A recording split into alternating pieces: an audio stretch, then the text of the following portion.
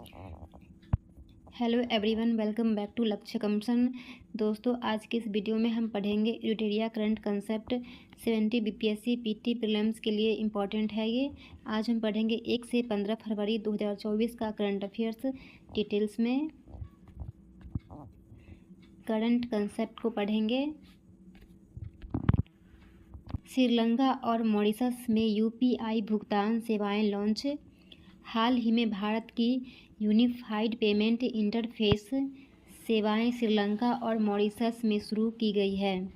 इस पहल का उद्देश्य तीनों देशों के नागरिकों के बीच वित्तीय एकीकरण को गहरा करना और डिजिटल भुगतान की सुविधा प्रदान करना है। इसका महत्व। Digital connectivity. यह पहल द्विपक्षीय वित्तीय और डिजिटल कनेक्टिविटी को मजबूत करता है। पर्यटन सुविधा। यह प्रयास श्रीलंका और मॉरिशस की यात्रा करने वाले भारतीय नागरिकों के साथ भारत की यात्रा करने वाले मॉरिशस के नागरिकों के लिए यूपीआई निपटान सेवाओं की उपलब्धता को सक्षम बनाता है। वैश्विक स्वीकार्यता। बढ़ती वैश्विक स्वीकार्यता के साथ श्रीलंका और मॉरिशस में यूपीआई विस्तार भारत के बढ़ते वैश्विक प्रभाव को प्रदर्शित करता है। ग्लोबल साउथ एवं पड़ोसी प्रथम। यह पहल ग्लोबल साउथ में विकास को बढ़ावा देगा तथा पड़ोसी प्रथम की नीति को मूर्त रूप प्रदान करती है। यूपीआई भुगतान सेवाएं के बारे में। यूपीआई एक त्वरित वास्तविक समय भुगतान प्रणाली है जो एक ही मोबाइल एप्लीकेशन में कई बैंक खातों को सुविधा प्रदान करती है। एकीकृत भुगतान इंटरफेस का उपयोग करके सरल, आसान और त्वरित लेनदेन सक्षम बनाता है। इसे भारत के राष्ट्रीय भुगतान निगम एनपीसीआई के द्वारा विकसित किया गया तथा इसे वर्ष 2016 में लॉन्च किया गया था। UAE, France, Mauritius, Sri Lanka, Singapore, Bhutan और नेपाल में यूपीआई भुगतान स्वीकार किया जाता है।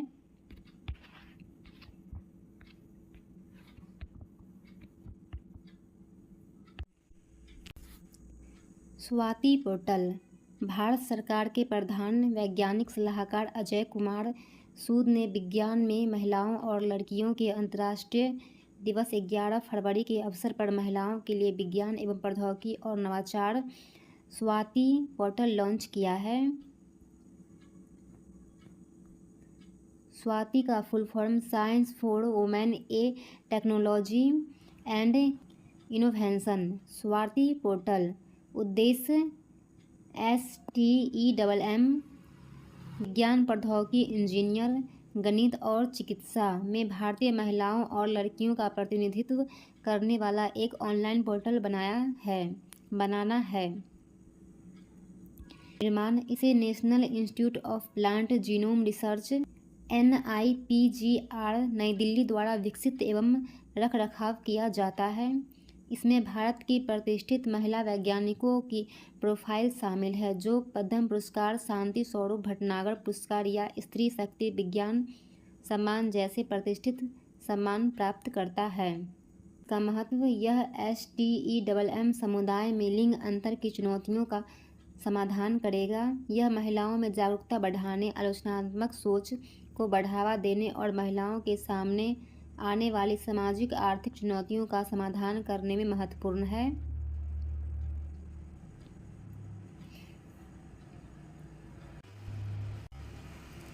यह युवा महिलाओं और लड़कियों को वैज्ञानिक क्षेत्रों में शिक्षा और करियर बनाने के लिए प्रेरित और प्रोत्साहित करेगा और नेतृत्व क्षमता पर विकसित करने में सकारात्मक भूमिका निभा सकेगा।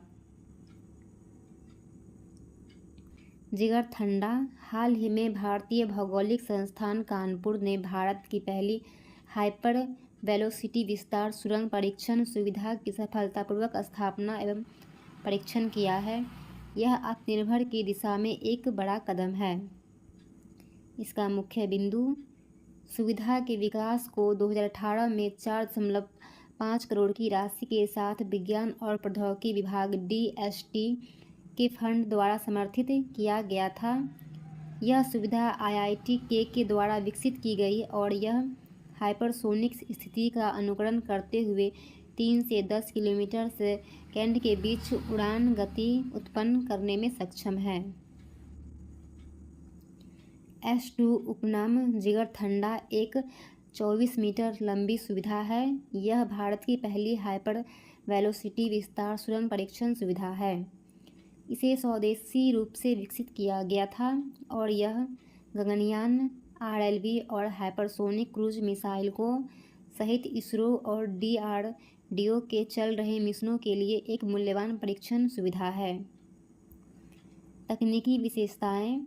सुविधा में 4 प्रमुख खंड शामिल हैं: free piston driver, spindle tube shock acceleration tube और हाइपरसोनिक प्रवाह उत्पन्न करने और बनाए रखने के लिए उच्च वैक्यूम प्रणाली वाला परीक्षण अनुभाग। इसका महत्व। भारत में हाइपरसोनिक परीक्षण सुविधा के कार्यान्वयन से अधिक एरोस्पेस इंजीनियरों और शोधकर्ताओं को हाइपरसोनिक अनुसंधान करने में मदद मिलेगी। सुविधा में उत्पन्न गतिविधियों और डेटा मौजूदा वाहनों के साथ साथ भविष्य की रक्षा और अंतरिक्ष मिशनों के अनुकूल के लिए एक इनपुट के रूप में काम करेंगे। ऐसी सुविधा की स्थापना से भारत को उन्नत प्रायोगिक हाइपरसोनिक अनुसंधान के लिए विश्व स्तर पर स्थान मिलेगा।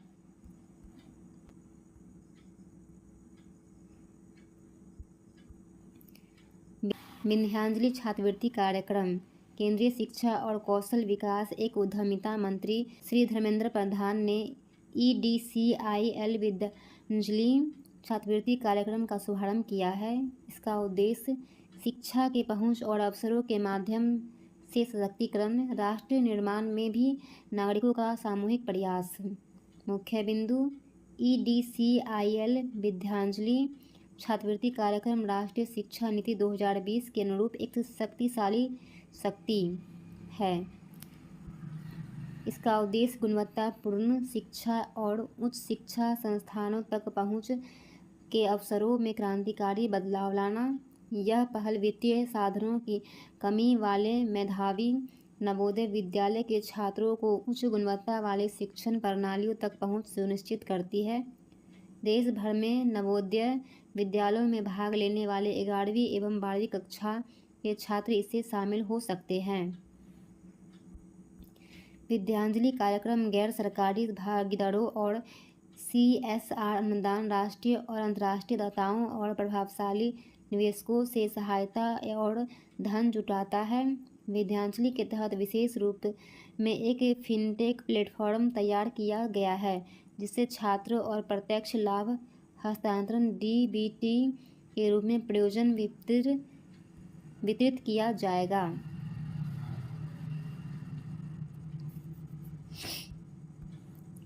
Note. EDCLI educational consultants India limited. यह आयोजन देश में शैक्षणिक समावेशिता और सामाजिक आर्थिक उत्थान को बढ़ावा देने में सरकार के प्रयासों को मजबूत करेगा। कैमरून ने नागोया प्रोटोकॉल को अपनाया। हाल ही में मध्य अफ्रीका देश कैमरून ने अपनी समृद्ध जैव विविधता में लाभ उठाने के लिए नागोया प्रोटोकॉल को अपनाया है। इसका लाभ। इस प्रोटोकॉल को अपनाने से कैमरून में शोधकर्ताओं को जैव प्रौद्योगिकी अनुसंधान, विकास और अन्य गतिविधियों के लिए जिसके बदले में उनके उपयोग से किसी भी लाभ को उचित हिस्सा मिलता है, उनका एक ढांचा स्थापित होगा। स्वदेशी और स्थानीय समुदाय एक कानूनी ढांचे के माध्यम से लाभ प्राप्त कर सकते हैं जो आनुवंशिक संसाधनों से जुड़े पारंपरिक ज्ञान के मूल्य का सम्मान करता है। नागोया प्रोटोकॉल आनुवंशिक संसाधनों तक पहुंच और उनके उपयोग से उत्पन्न होने वाले लाभों के उचित और न्यायसंगत बंटवारे पर नागोया प्रोटोकॉल एक कानूनी रूप से बाध्यकारी वैश्विक समझौता है जो जैविक विविधता पर कन्वेंशन CBD की पहुंच और लाभ साझाकरण दायित्वों को लागू करता है। इसे वर्ष 2010 में नागोया, जापान में अपनाया गया तथा इसे अक्टूबर 2014 में लागू किया गया। इसमें आनुवंशिक संसाधनों से जुड़े पारंपरिक ज्ञान को भी शामिल किया गया, जो CBD द्वारा कवर किया जाता है। यह संसाधन उपयोग से होने वाले लाभों को उचित बंटवारा सुनिश्चित करता है। नोट: भारत भी एक सदस्य राष्ट्र है। भारत 11 मई 2011 को हस्ताक्षर किए थे। अक्टूबर 2012 में इसका अनुसमर्थन किया। जैविक विविधता पर कन्वेंशन। उद्देश्य: मुख्य 3 उद्देश्य हैं।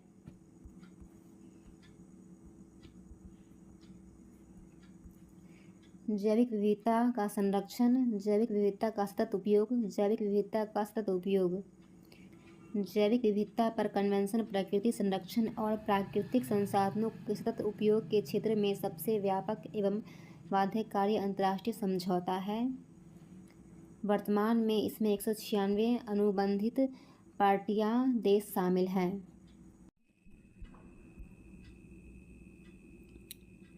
2040 के लिए EU का नया जलवायु लक्ष्य। 6 फरवरी को यूरोपीय आयोग के माध्यम से अपना नया प्रस्तावित जलवायु लक्ष्य 2040 पेश किया। इसने 1990 के आधारभूत स्तरों की तुलना में 2040 तक 90% का शुद्ध उत्सर्जन कटौती लक्ष्य रखा। मुख्य बिंदु: सितंबर 2020 में यूरोपीय संघ ने 2030 तक ग्रीन हाउस गैस GHG उत्सर्जन को 1990 के स्तर से 55% कम करने के लक्ष्य की घोषणा की है, जबकि पहले यह 40% थी। नवीनतम 2024 प्रस्ताव यूरोपीय संघ जलवायु कानून द्वारा उठाया गया एक अंतिम कदम है, जो पहले ग्लोबल स्टॉक टेक GST के 6 माह के भीतर 2040 लक्ष्य विकसित करने की प्रक्रिया की रूपरेखा तैयार करता है। यह प्रस्ताव वर्ष 2040 तक लक्ष्य की रोडमैप विकसित करता है, जिसमें कहा गया है कि 2040 तक कोयला लगभग पूरी तरह से समाप्त हो जाएगा, प्राकृतिक गैस का उपयोग तेजी से घट जाएगा और तेल चरणबद्ध तरीके से समाप्त होने के कगार पर होगा। इसका महत्व: प्रस्ताव में उम्मीद है कि 2040 तक कार्बन निष्कासन 400 टन कार्बन तक पहुंच जाएगा, जो 2021 की योजना के अनुसार 2030 तक 310 टन निष्कासन से अधिक है। शुद्ध उत्सर्जन को कम करने के लिए यूरोपीय संघ के पूर्व के कदम: वर्ष 2020 में EU ने 2030 तक 1990 के स्तर की तुलना में GHG उत्सर्जन को 55% कम करने का लक्ष्य निर्धारित किया था। वर्ष 2050 तक कार्बन तटस्थता प्राप्त करने का वादा किया गया था। इन महत्वाकांक्षी लक्ष्यों का समर्थन करने के लिए यूरोपीय आयोग ने फिट फॉर 55 पैकेज जारी किया। 7वां हिंद महासागर सम्मेलन।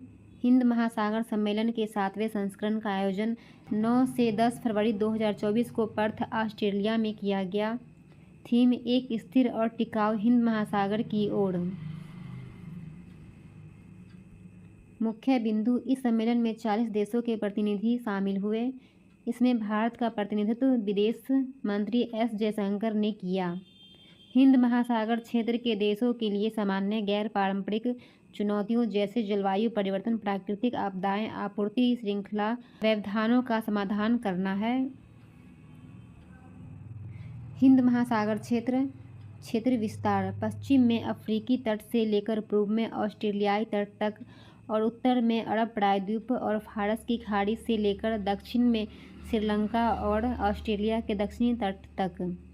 भू राजनीतिक महत्व: विशिष्ट भौगोलिक स्थिति के कारण यह तेल और गैस शिपमेंट सहित वैश्विक व्यापार के लिए प्रमुख पारगमन मार्ग के रूप में कार्य करता है।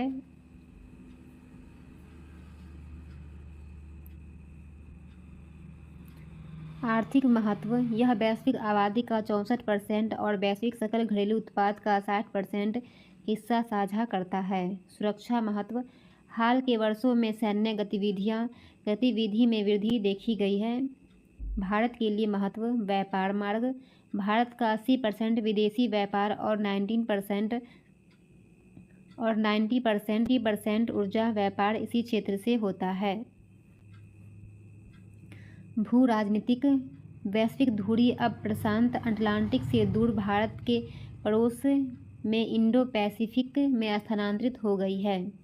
हिंद महासागर सम्मेलन IOC यह क्षेत्र के सभी के लिए सुरक्षा और विकास हेतु क्षेत्रीय सहयोग की संभावनाओं पर विचार विमर्श करने के लिए हिंद महासागर के देशों का एक प्रमुख परामर्शी मंच है। सम्मेलन का पहला संस्करण 2016 में सिंगापुर में आयोजित किया गया था। लद्दाख राज्य की मांग। हाल के दिनों में लद्दाख के दो महत्वपूर्ण राजनीतिक समूहों लेह एपेक्स बॉडी और कारगिल डेमोक्रेटिक अलायंस द्वारा लद्दाख में बंद का आह्वान किया गया है। इसका प्रमुख मांगे लद्दाख को राज्य का दर्जा। इन समूहों ने सरकार से लद्दाख के क्षेत्रीय नियंत्रण को पाकिस्तान के कब्जे वाले कश्मीर में गिलगित बाल्टिस्तान तक बढ़ाने तक क्षेत्र के लिए सीटों के आरक्षण की मांग की है। छठी अनुसूची के तहत सुरक्षा उपाय। जनजातीय अधिकारों की सुरक्षा और स्थानीय समुदायों की विशिष्ट सांस्कृतिक पहचान के संरक्षण के लिए छठी अनुसूची के प्रावधानों को क्षेत्र में विस्तारित करने की मांग की गई है। नौकरियों में आरक्षण। लद्दाख के युवाओं के लिए रोजगार के अवसरों में आरक्षण। आर्थिक संसाधनों और अवसरों तक समान पहुंच सुनिश्चित करना। अलग संसदीय निर्वाचन क्षेत्रों का निर्माण। लेह और कारगिल के लिए अलग संसदीय निर्वाचन क्षेत्रों की स्थापना पर बल। सरकार की प्रतिक्रिया। क्षेत्र में बढ़ते असंतोष तथा विरोध के कारण सरकार ने एक समिति का गठन किया। सरकार ने प्रदर्शनकारियों को आश्वासन दिया कि वह भाषा, संस्कृति और भूमि से संबंधित मुद्दों का उचित समाधान तलाशेगी। वर्तमान प्रशासन। वर्ष 2019 में लद्दाख को केंद्र शासित प्रदेश का दर्जा दिया गया था। लद्दाख का वर्तमान प्रशासन लद्दाख के उपराज्यपाल और एक निर्वाचित लद्दाख स्वायत्त पहाड़ी का विकास परिषद द्वारा शासित होता है। इसकी सीमाएं। छठी अनुसूची को लद्दाख तक विस्तारित करने से इस क्षेत्र का अधिक विखंडन और नई प्रशासनिक चुनौतियां पैदा हो सकती है। आगे की राह। सरकार को समावेशी स्थानीय शासन केंद्र नीति पहल के लिए अधिक प्रयास करने की आवश्यकता है। छठी अनुसूची के तहत लद्दाख की स्थिति तय करने के लिए सावधानीपूर्वक और व्यवस्थित दृष्टिकोण का इस्तेमाल किया जाना चाहिए। डिजिटल फ्यूचर स्किल्स शिखर सम्मेलन। इलेक्ट्रॉनिक्स और सूचना प्रौद्योगिकी मंत्रालय 15 फरवरी 2024 को गुवाहाटी में पहले फ्यूचर स्किल्स शिखर सम्मेलन की मेजबानी कर रहा है। प्रमुख बिंदु। शिखर सम्मेलन का उद्देश्य भारत के भविष्य के लिए प्रतिभा विकास पर रणनीति बनाने के लिए विभिन्न क्षेत्रों के अग्रणी दिमागों को एकजुट करना है। शिखर सम्मेलन वैश्विक अवसरों पर तेजी से डिजिटलीकरण के प्रभाव पर चर्चा करेगा, विशेष रूप से AI, ML, सेमीकंडक्टर, रोबोटिक्स और साइबर सुरक्षा जैसी उभरती प्रौद्योगिकी पर ध्यान केंद्रित करेगा। इसमें विषयों पर 4 पैनल चर्चा होगी। Semicon India, India AI, cyber security, digital. शिखर सम्मेलन के दौरान उद्योग जगत के नेताओं, शैक्षणिक संस्थानों और सरकारी निकायों के बीच साझेदारी को बढ़ावा देने के लिए 20 से अधिक रणनीतिक सहयोगों की घोषणा होने की उम्मीद है। इन सहयोगों का उद्देश्य शैक्षिक पाठ्यक्रम को उद्योग की मांगों और मानकों के साथ संरेखित करना है। असम में जल्द ही 2500 करोड़ रुपए का पहला सेमीकंडक्टर पैकेजिंग प्लांट होगा। यह प्रयास विश्व स्तर पर प्रतिस्पर्धा प्रतिभा पूल तैयार करेगा, जो भारतीय कंपनी तथा दुनिया भर के संगठनों के लिए भी सुलभ होगा, जो वैश्विक तकनीकी परिदृश्य में एक नया मानक स्थापित करेगा। CMS COP 14 समरकंद में समाप्त। जंगली जानवरों की प्रवासी प्रजातियों के संरक्षण पर कन्वेंशन CMSCOP-14 के दलों के सम्मेलन की 14वीं बैठक 17 फरवरी 2024 को संपन्न हुई, जिसमें 14 प्रवासी प्रजातियों को सूचीबद्ध करने वाले प्रस्ताव एक वैश्विक स्तर पर कई अन्य प्रस्तावों को अपनाने पर सहमत हुई। CMS या बॉर्न कन्वेंशन या जंगली जानवरों की प्रवासी प्रजातियों के संरक्षण पर कन्वेंशन उनकी संपूर्ण श्रृंखला में प्रवासी प्रजातियों की रक्षा के लिए एक वैश्विक समझौता है। इस पर 1979 में हस्ताक्षरित किया गया तथा इसे 1983 से लागू किया गया। भारत 1983 से ही सदस्य देश के रूप में शामिल है। यह वैश्विक स्तर पर संरक्षण उपायों को संचालित करने के लिए कानूनी आधार तैयार करता है, जिसमें कानूनी रूप से बाध्यकारी समझौता से लेकर कम औपचारिक MOU तक शामिल है।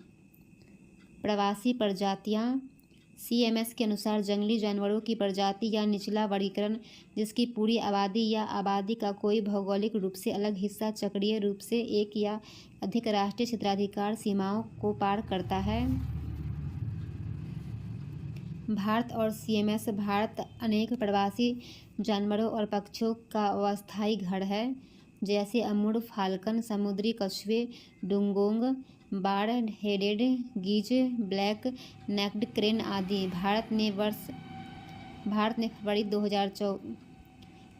फरवरी 2020 में गांधीनगर, गुजरात में CMS COP-13 की मेजबानी की थी। भारत ने मध्य एशियाई फ्लाईवे की प्रवासी प्रजातियों के संरक्षण के लिए राष्ट्रीय कार्यक्रम योजना शुरू की है। महामारी रोग अधिनियम 1897 की एक व्यापक समीक्षा शीर्षक से रिपोर्ट। भारत के 22वें विधि आयोग ने महामारी रोगों के प्रबंधन, नियंत्रण और रोकथाम पर 286वीं रिपोर्ट प्रकाशित की है। विधि आयोग की रिपोर्ट भविष्य की महामारियों से निपटने के लिए महामारी योजना और मानक संचालन प्रक्रिया बनाने का सुझाव देती है। रिपोर्ट की मुख्य बिंदु: संशोधन की आवश्यकता। रिपोर्ट महामारी रोग अधिनियम EDA की सीमाओं की पहचान करती है और संक्रामक रोगों के प्रबंधन में आधुनिक चुनौतियों का समाधान करने के लिए संशोधन या एक नया कानून लाने की सिफारिश करती है। निवारक उपाय: मानक संचालन प्रक्रिया संक्रामक रोगों के प्रसार और संबंधित प्रतिक्रियाओं के 3 चरणों को परिभाषित करती है।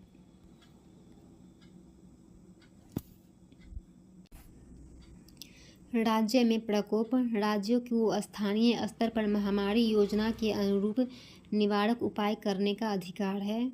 अंतर्राज्यीय प्रसार: केंद्र सरकार महामारी योजना के आधार पर नियम बना सकती है और राज्यों को इन नियमों का पालन करना चाहिए।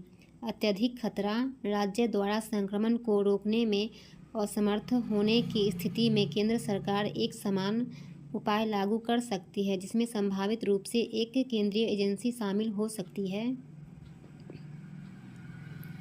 स्वतः संज्ञान: विधि आयोग ने स्वतः संज्ञान लेते हुए इस विषय पर मौजूदा कानूनी ढांचे की व्यापक जांच की तथा सिफारिश किया कि मौजूदा कर्मियों अथवा इस विषय पर एक नया व्यापक कानून बनाने की आवश्यकता है। महामारी रोग अधिनियम 1897: यह एक औपनिवेशिक युग का अधिनियम है जो राज्य सरकारों को महामारी के तेजी से प्रसार को रोकने के लिए असाधारण उपाय करने का अधिकार देता है। यह दंड को भी परिभाषित करता है और विधि आयोग को प्रतिरक्षा प्रदान करता है। विधि आयोग: यह एक गैर विधानिक निकाय है। पहला विधि आयोग 1834 में ब्रिटिश राज काल के दौरान 1833 के चार्टर अधिनियम द्वारा स्थापित किया गया था और इसकी अध्यक्षता लॉर्ड मैकाले ने की थी। विधि आयोग कानून में अनुसंधान करता है और भारत में मौजूदा कानूनों की समीक्षा करता है। ई जागृति पोर्टल: हाल ही में उपभोक्ता मामलों के सचिव ने स्वीकार किया कि ई-जागृति पोर्टल में कृत्रिम बुद्धिमत्ता के एकीकरण से उपभोक्ता अदालतों में लंबित मामलों की संख्या कम करने में मदद मिलेगी। ई-जागृति पोर्टल उपभोक्ता मामले विभाग, उपभोक्ता मामले, खाद्य और सार्वजनिक वितरण मंत्रालय की एक पहल है। यह उपभोक्ता आयोग के लिए एक पोर्टल है। इसका उद्देश्य सभी स्तरों पर एक सरल, तेज और अधिक लागत प्रभावी उपभोक्ता विवाद निवारण सॉफ्टवेयर समाधान प्रदान करता है। यह विभिन्न उपभोक्ता शिकायत प्लेटफॉर्मों को एकीकृत करता है और फेस फाइलिंग, ऑनलाइन शुल्क भुगतान और AI संचालित स्मार्ट खोज जैसी सुविधाएं प्रदान करता है। यह कृत्रिम बुद्धिमत्ता तकनीक का उपयोग करके संग्रहित उपभोक्ता शिकायतों, मामलों, निर्णयों के लिए एक स्मार्ट खोज सुविधा प्रदान करता है। राष्ट्रीय उपभोक्ता विवाद निवारण आयोग NCDRC एक अर्ध न्यायिक आयोग है जिसकी स्थापना 1986 के उपभोक्ता संरक्षण अधिनियम के तहत 1988 में की थी। इसके पास 2 करोड़ से अधिक मूल्य की शिकायतों पर विचार करने का अधिकार क्षेत्र है और राज्य आयोग या जिले के आदेशों से अपीलीय है।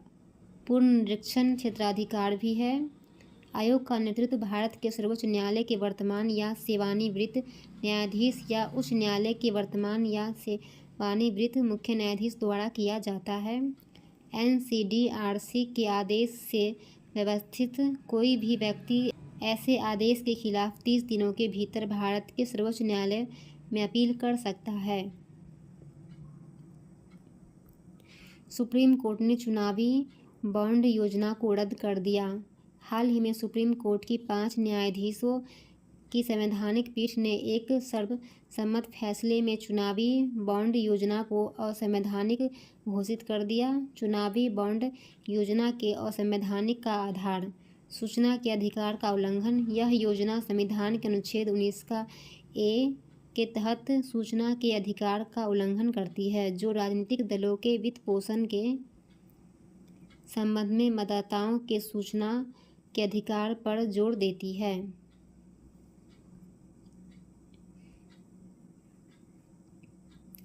अनुपातहीन प्रतिबंध। चुनावी बॉन्ड विभिन्न राजनीतिक दलों के मध्य उनके वोट शेयर के आधार पर भेदभाव करती है, जिसका अधिकतम लाभ सत्तारूढ़ दल और प्रमुख विपक्षीय दलों को मिलता है, जबकि छोटे तथा क्षेत्रीय दल इनके लाभों से बाहर हो जाता है। यह योजना मतदाताओं तथा दानदाताओं के मध्य विभेद उत्पन्न करती है, क्योंकि राजनीतिक दलों की नीतियों और निर्णयों को प्रभावित कर सकता है।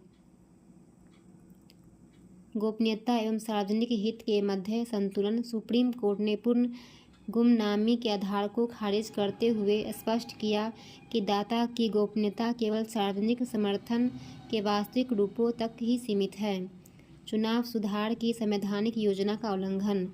चुनावी बॉन्ड योजना चुनावी वित्त पोषण में काले धन पर अंकुश लगाने के उद्देश्य को प्राप्त करने के लिए कम से कम प्रतिबंधात्मक विधि का प्रतिनिधित्व नहीं करती है।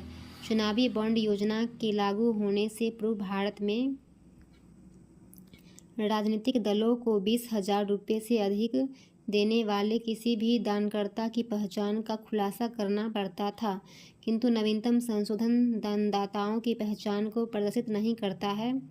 केंद्र सरकार का तर्क पक्ष। निजता का अधिकार। चुनावी पारदर्शिता। काले धन के प्रयोग में कमी। यह व्यक्ति कॉर्पोरेटर के गोपनीय दान के अधिकारों की सुरक्षा प्रदान करता है। चुनावी पारदर्शिता। नामित बैंकों के माध्यम से भुगतान होने से यह धनबल के दुरुपयोग से सुरक्षा प्रदान करती है।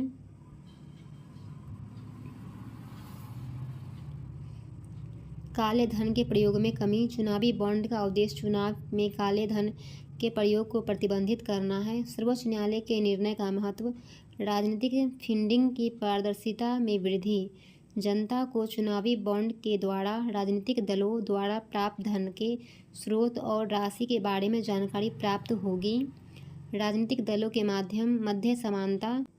वर्तमान निर्णय छोटे और क्षेत्रीय दल को सत्तारूढ़ दल और प्रमुख विपक्षी दलों के साथ समान स्तर पर प्रतिस्पर्धा करने में सक्षम बनाती है।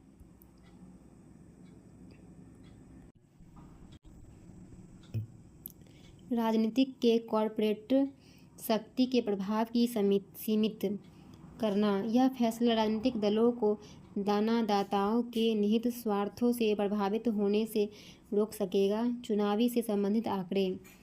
एक भारतीय गैर सरकारी संगठन NGO association of democratic reforms की एक हालिया रिपोर्ट भारत में राजनीतिक दलों के लिए दान प्राथमिक स्रोत के रूप में चुनावी बॉन्ड द्वारा निभाई गई महत्वपूर्ण भूमिका पर प्रकाश डालती है।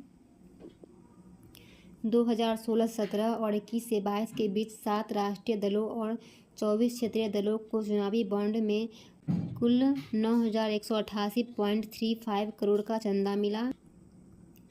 भाजपा ने 2016 से 17, 21 से 22 के बीच कुल 10,122.03 करोड़ रुपये का चंदे की घोषणा की, जिसमें 52% से अधिक हिस्सा 5,271.975 करोड़ चुनावी बॉन्ड से प्राप्त हुआ।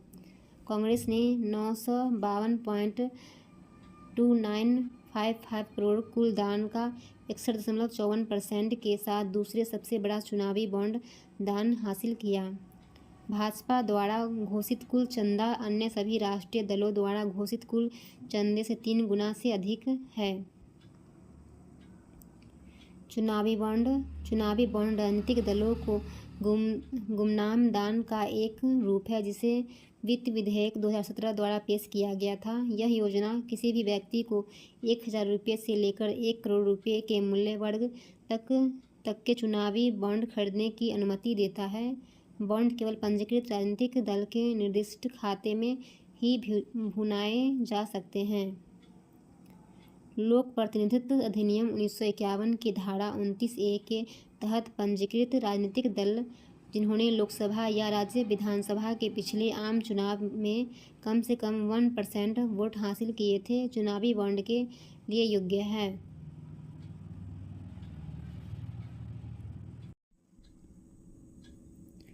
किसान आंदोलन 2.0 और MSP। हाल ही में पंजाब, हरियाणा और उत्तर प्रदेश के किसान न्यूनतम समर्थन मूल्य के लिए कानूनी गारंटी की मांग को लेकर दिल्ली की ओर मार्च कर रहे हैं। किसानों की प्रमुख मांगें।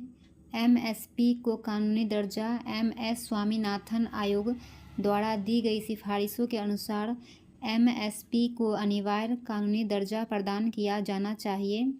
WTO से बाहर निकलना। भारत को विश्व व्यापार संगठन के साथ सभी समझौता को रद्द करना चाहिए। कर्ज मुक्त। किसानों तथा मजदूरों का कर्ज पूरी तरह से माफ़ किया जाना चाहिए। पेंशन। किसानों तथा मजदूरों के लिए पेंशन का प्रावधान किया जाना चाहिए।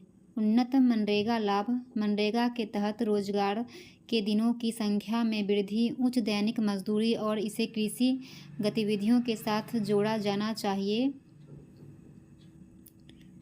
न्यूनतम समर्थन मूल्य। न्यूनतम समर्थन मूल्य वह न्यूनतम दर है जिस पर सरकारी खरीद एजेंसियां किसानों से फसल खरीदती है।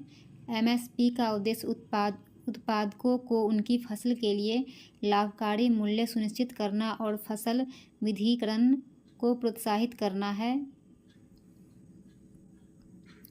MSP को कृषि लागत और मूल्य आयोग द्वारा उत्पादन लागत, बाजार की रुझान और मांग की पूर्ति की गतिशीलता जैसे कारकों पर विचार करते हुए निर्धारित किया जाता है।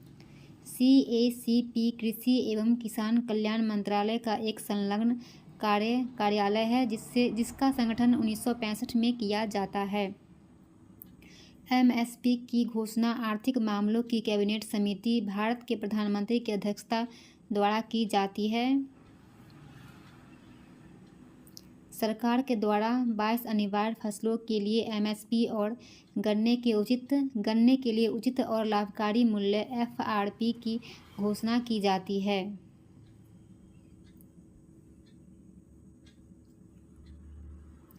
एमएसपी की गणना के लिए सूत्र A2 किसी विशेषण फसल के उत्पादन में किसान द्वारा की गई लागत। इसमें कई इनपुट शामिल है, जैसे बीज, उर्वरक, कीटनाशक, पट्टे पर दी गई भूमि, किराए पर लिया गया श्रम, मशीनरी और ईंधन पर व्यय।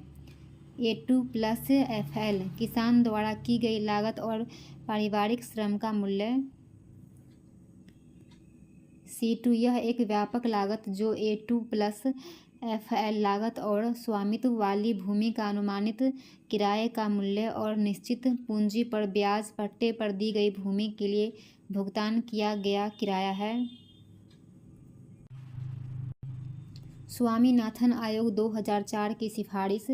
सरकार को एमएसपी को उत्पादन की भारित औसत लागत से कम 50% अधिक बढ़ाना चाहिए, अर्थात एमएसपी लागत C2 प्लस 50%। किंतु सरकार लागत की गणना A2 प्लस FL के 1.5 गुना के रूप में करती है। किसान की मांगों के पक्ष में तर्क। मूल्य अस्थिरता। किसानों को मूल्य अस्थिरता का सामना करना पड़ता है, जिसके कारण किसानों का उनकी उपज को पर्याप्त मूल्य नहीं मिल पाता है। सौदेबाजी का अभाव। किसानों के पास अपनी उपज की कीमतों को प्रभावित करने के लिए सौदेबाजी की शक्ति का अभाव होता है। सुरक्षा। एमएसपी किसानों को एक सुरक्षा जाल प्रदान करता है जो उन्हें बाजार में उतार चढ़ाव से सुरक्षा प्रदान करता है। सरकार की सीमाएं।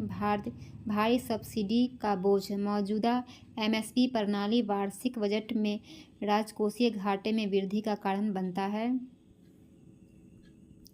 WTO से संबंधित। WTO के समझौते के अनुसार सरकारी सब्सिडी प्रदान कर अंतर्राष्ट्रीय व्यापार में बाधा उत्पन्न करती है। खाद्यान्न प्रबंधन। सरकार के पास बड़ी मात्रा में उपज खरीदने, भंडारण करने और विपणन करने के लिए भौतिक संसाधन नहीं है।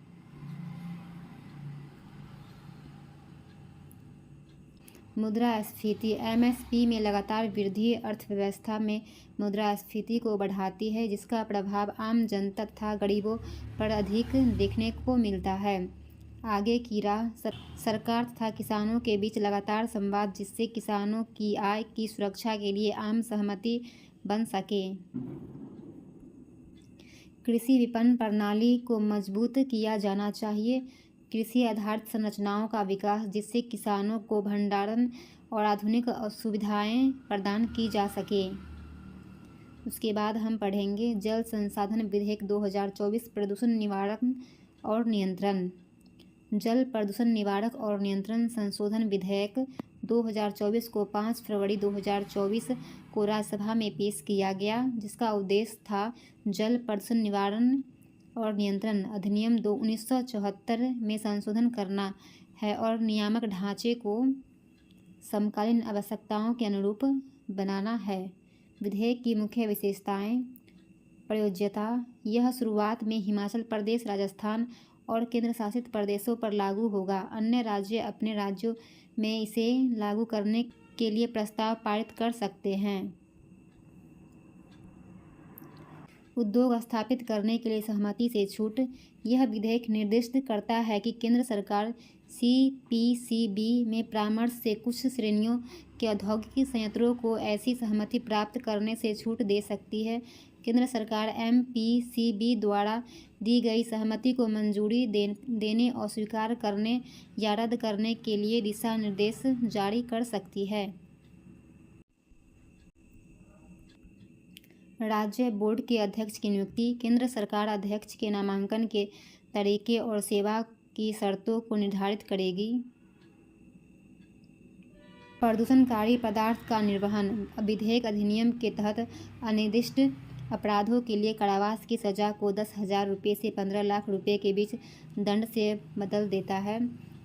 SPCB जल निकायों में हानिकारक पदार्थों के निर्वहन के लिए अग्रणी गतिविधियों को रोकने के लिए निर्देश जारी कर सकते हैं। अपराधों के लिए जुर्माना और छोटे अपराधों को अपराधमुक्त करने का प्रावधान किया गया है।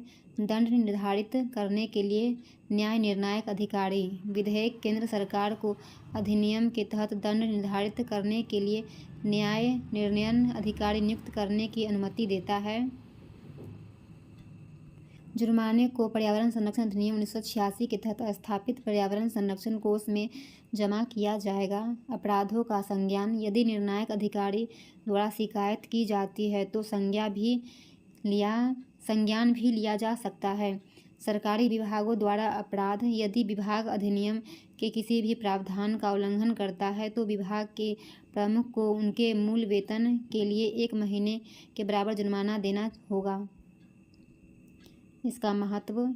समकालीन आवश्यकताओं के अनुरूप जल प्रदूषण निवारण और नियंत्रण अधिनियम 1974 लगभग 50 वर्ष पूर्व लाया गया था, जिसमें अनेक विसंगति मौजूद है। विकास और पर्यावरण संरक्षण में संतुलन। छोटे अपराधों को अपराधमुक्त करने से यह व्यवसाय एवं कंपनियों को प्रोत्साहित करेगा।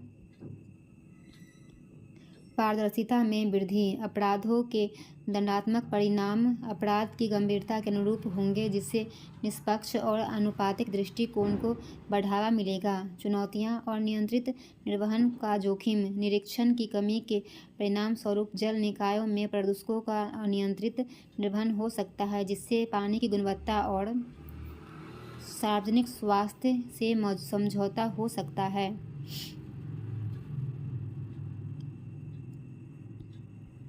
राज्य सरकारों की स्वायत्तता। राज्य प्रदूषण नियंत्रण बोर्ड SPCB अध्यक्षों की नियुक्ति के लिए केंद्र सरकार द्वारा निर्धारित नामांकन प्रक्रियाएं राज्य सरकारों की स्वायत्तता को कमजोर कर सकती है। प्रदूषण के स्तर में वृद्धि। कुछ औद्योगिक श्रेणियों को सहमति लेने से छूट देने से प्रदूषण के स्तर में वृद्धि हो सकती है। निवारण की प्रभाविता। प्रदूषण मानकों के उल्लंघन के लिए कारावासों प्रावधानों को दंड से बदलने से निवारण प्रभाव कम हो सकता है। एक विशेषाधिकार प्राप्त रणनीतिक साझेदारी। भारत और संयुक्त अरब अमीरात।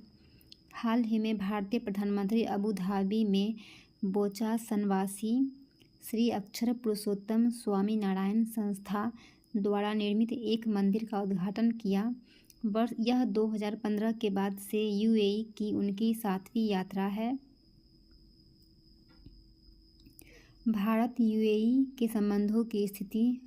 वर्तमान स्थिति। भारतीय प्रधानमंत्री की वर्तमान UAE की यात्रा 8 महीनों में तीसरी यात्रा होगी। 10वें वाइब्रेंट गुजरात शिखर सम्मेलन के मुख्य अतिथि के रूप में UAE के राष्ट्रपति भारत आए थे। रणनीतिक सहयोग। भारत और UAE अनेक महत्वपूर्ण समूहों का हिस्सा है, जैसे I2U2 या पश्चिमी एशियाई क्वाड, जिसमें भारत, इजराइल, संयुक्त राज्य अमेरिका और UAE शामिल है। भारत मध्य पूर्व यूरोप आर्थिक गलियारा। IMEC बुनियादी ढांचा परियोजना में UAE भी शामिल है। आर्थिक सहयोग। UAE भारत का तीसरा सबसे बड़ा व्यापारिक भागीदार और भारत का दूसरा सबसे बड़ा निर्यात गंतव्य है। 2022 से 23 में द्विपक्षीय व्यापार बढ़कर $85 मिलियन हो गया है। भारत और UAE ने ₹1 दिरहम निपटान प्रणाली की शुरुआत की गई। अगस्त 2023 में इंडियन ऑयल कॉरपोरेशन ने कच्चे तेल के आयात के लिए अबू धाबी नेशनल कंपनी को रुपये में भुगतान किया। भारत UAE व्यापक आर्थिक साझेदारी समझौते का लक्ष्य 5 वर्षों में सेवाओं में व्यापार को $115 बिलियन तक बढ़ाना है। ऊर्जा सहयोग। UAE का भारत में रणनीतिक कच्चे तेल भंडार संग्रहित है। मंगलुरु में रणनीतिक कच्चे तेल भंडार सुविधा स्थापित है। तकनीकी सहयोग। भारत और UAE के बीच मजबूत वित्तीय प्रौद्योगिकी सहयोग है, जैसे रुपे कार्ड भारत के डिजिटल पब्लिक इंफ्रास्ट्रक्चर DPI का एक प्रमुख घटक UAE में स्वीकार किया जाता है। जलवायु परिवर्तन सहयोग। COP28 जलवायु शिखर सम्मेलन के दौरान भारत और UAE ने ग्लोबल ग्रीन क्रेडिट पहल की शुरुआत की। सांस्कृतिक और लोगों के संबंध। IIT दिल्ली, अबू धाबी परिसर और हैदराबाद में UAE वाणिज्यिक दूतावास खोलने जैसी स्थापनाएं साझेदारी के सांस्कृतिक और शैक्षणिक आयामों को मजबूत करती है। प्रमुख चुनौतियां। क्षेत्रीय संघर्ष। अरब एवं मध्य पूर्व के देशों के आपसी क्षेत्रों संघर्ष भारत एवं UAE के संबंधों को प्रभावित करते हैं। चीन का बढ़ता आर्थिक प्रभाव। 2005 से 2020 के बीच UAE में चीन का निवेश और अनुबंध $30 बिलियन से अधिक हो गया, जो इस क्षेत्र में भारतीय उद्यमों से काफ़ी अधिक है। भारतीय श्रमिकों का मुद्दा। UAE में बड़ी संख्या में ब्लू कॉलर श्रमिक काम करते हैं। वहाँ उन्हें कई मुद्दों का सामना करना पड़ता है, जैसे काम करने और रहने की खराब स्थिति और अन्य श्रमिकों के साथ व्यवहार में भेदभाव। प्रधानमंत्री मत्स्य किसान समृद्धि सहयोजना। हाल ही में केंद्रीय मंत्रिमंडल ने मत्स्य पालन क्षेत्र को औपचारिक बनाने और मत्स्य पालन सूक्ष्म एवं लघु उद्यमों को समर्थन देने के लिए प्रधानमंत्री मत्स्य संपदा के तहत एक केंद्रीय क्षेत्र की उपयोजना प्रधानमंत्री मत्स्य किसान समृद्धि सहयोजना PMMKSSY को मंजूरी दी है। मुख्य प्रावधान। इस योजना के तहत सभी राज्यों केंद्र शासित प्रदेशों में वित्त वर्ष 2023-24 से वित्त वर्ष 2026-27 तक अगले 4 वर्षों की अवधि में 6,000 करोड़ रुपये से अधिक का निवेश किया जाएगा। इच्छित लाभार्थी। मछुआरे, मछली जलीय कृषि किसान, मछली श्रमिक, मछली विक्रेता या ऐसे व्यक्ति जो सीधे मत्स्य पालन मूल्य श्रृंखला में लगे हुए हैं। भारत में पंजीकृत स्वामित्व फर्मों, साझेदारी फर्मों और कंपनियों, समितियों, सहकारी समितियां आदि। महत्व। 40 लाख लघु एवं सूक्ष्म उद्योगों को कार्य आधारित पहचान प्रदान करने के लिए राष्ट्रीय मत्स्य पालन डिजिटल प्लेटफॉर्म बनाना। इस पहल में 6.4 लाख सूक्ष्म उद्यमों और 5500 मत्स्य सहकारी समितियों को संस्थागत ऋण तक पहुँच प्रदान करने में सहायता मिलेगी। पर्यावरण और स्थिरता पहलों को बढ़ावा देना। मूल्य संवर्धन, मूल्य प्राप्ति और मूल्य सृजन के माध्यम से निर्यात प्रतिस्पर्धात्मकता को बढ़ाना। घरेलू बाजार में मछली और मत्स्य उत्पादों की गुणवत्ता में सुधार।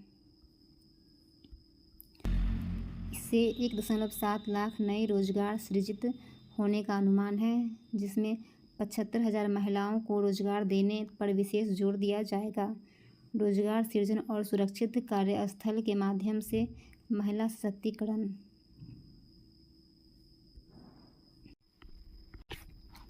नीसेड वे फॉरवर्ड रिपोर्ट 2023। हाल ही में प्रशासनिक सुधार और लोक शिकायत विभाग DARPG ने वार्षिक नीसेड वे फॉरवर्ड रिपोर्ट 2023 जारी की है। रिपोर्ट में NESDA फ्रेमवर्क के तहत अनिवार्य ई-सेवाओं और कुल ई-सेवाओं के तहत वर्ष के दौरान राज्यों और केंद्रशासित प्रदेशों द्वारा की गई महत्वपूर्ण प्रगति पर प्रकाश डाला गया है। मुख्य बिंदु। नवीनतम आंकड़ों के अनुसार राज्य और केंद्रशासित प्रदेश दिसंबर 2023 कुल 1,64,875 ई-सेवाएँ प्रदान कर रहे हैं, जबकि अप्रैल 2023 में यह संख्या 11,614 थी। केंद्र शासित प्रदेश जम्मू और कश्मीर सबसे अधिक 1,117 ई-सेवाओं के साथ राज्यों केंद्र शासित प्रदेशों की सूची में सबसे ऊपर है। केरल, असम और उड़ीसा राज्य जम्मू और कश्मीर केंद्र शासित प्रदेश के अलावा अपने संबंधित एकीकृत पोर्टल के माध्यम से 100% ई-सेवाएँ प्रदान कर रहे हैं। ई-सेवा वितरण में जम्मू और कश्मीर के बाद तमिलनाडु 1,101 ई-सेवाएँ, मध्य प्रदेश 10 और केरल 911 का स्थान है। मणिपुर के अलावा सबसे निचले 4 राज्य लक्षद्वीप 42, लद्दाख 46, सिक्किम 51 और नागालैंड 64 है। नीसेड ई-सेवाओं की डिलीवरी के संबंध में राज्यों संग राज्य क्षेत्रों और केंद्रीय मंत्रालयों का मूल्यांकन करने के लिए नीसैड फ्रेमवर्क तैयार किया। नीसैड वे फॉरवर्ड का एक प्रमुख उद्देश्य संबंधित राज्यों और केंद्रशासित प्रदेशों द्वारा एकल एकीकृत पोर्टल के माध्यम से ई-सेवा वितरण को अपनाना था।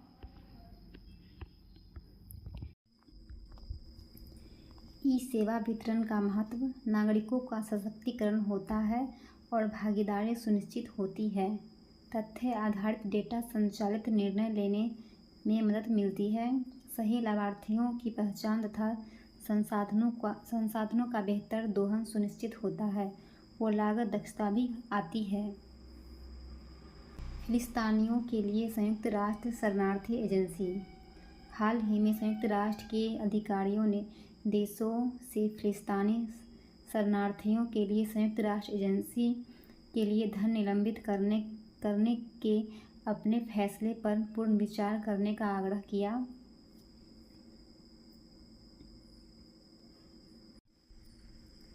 इजराइल का दावा, हमास यूएनआरडब्ल्यू को दिए गए धन को हड़प लेता है तथा एजेंसी की सुविधाओं के अंदर और आसपास लड़ाई करता है। इजराइल ने आरोप लगाया है कि हमास की सुरंगें यूएनआरडब्ल्यू सुविधाओं के बगल में या उनके बीच चल रही है तथा एजेंसी पर अपने स्कूलों में इजराइल के प्रति घृणा का पाठ पढ़ाने का आरोप लगाया गया है। यूएनआरडब्ल्यू की स्थापना 1949 में संयुक्त राष्ट्र के एक प्रस्ताव के तहत की गई थी, जिसका उद्देश्य 1948 के अरब-इजराइल युद्ध के बाद फिलिस्तीनी शरणार्थियों को सीधे राहत पहुंचाना था। एजेंसी ने मई 1950 में अपना परिचालन शुरू किया था। फिलिस्तीनी शरणार्थी समस्या के व्यापक समाधान के अभाव में महासभा ने बार बार यूएनआरडब्ल्यू के अधिदेश को नवीनीकृत किया है।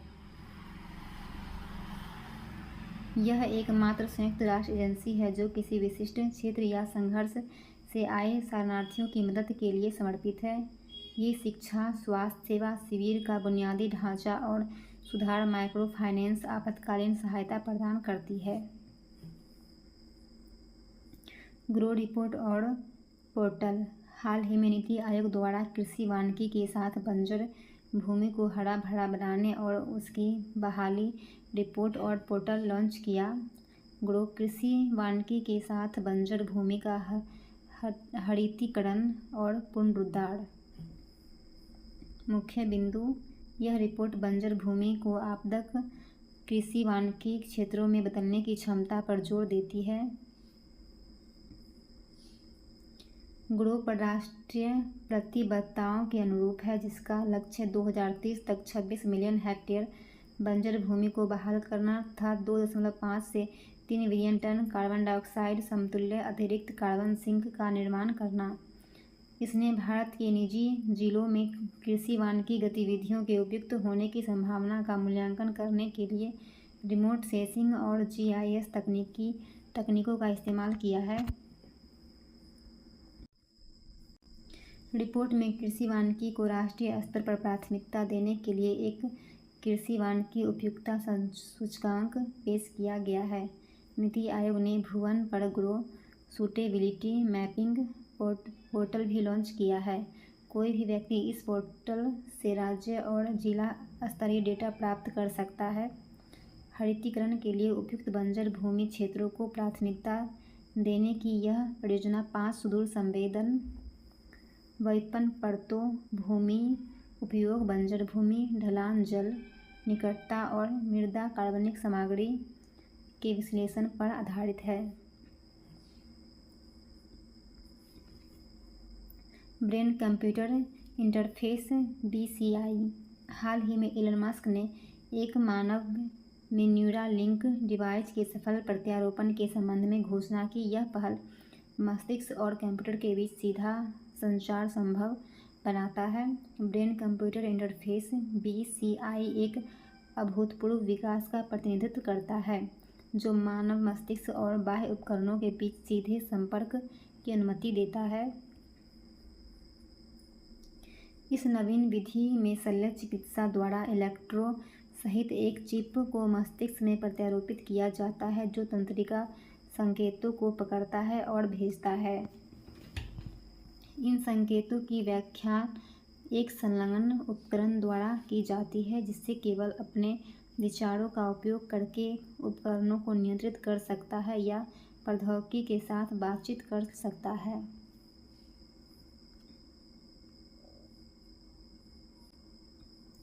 संभावित उपयोग: चिकित्सकीय उपयोग: मस्तिष्क के साथ सीधे संपर्क स्थापित कर तंत्रिका संबंधी विकारों की निगरानी तथा इलाज संभव है, जैसे पार्किंसंस रोग, मिर्गी, कृत्रिम अंग, व्हील चेयर आदि को नियंत्रित करने में सक्षम।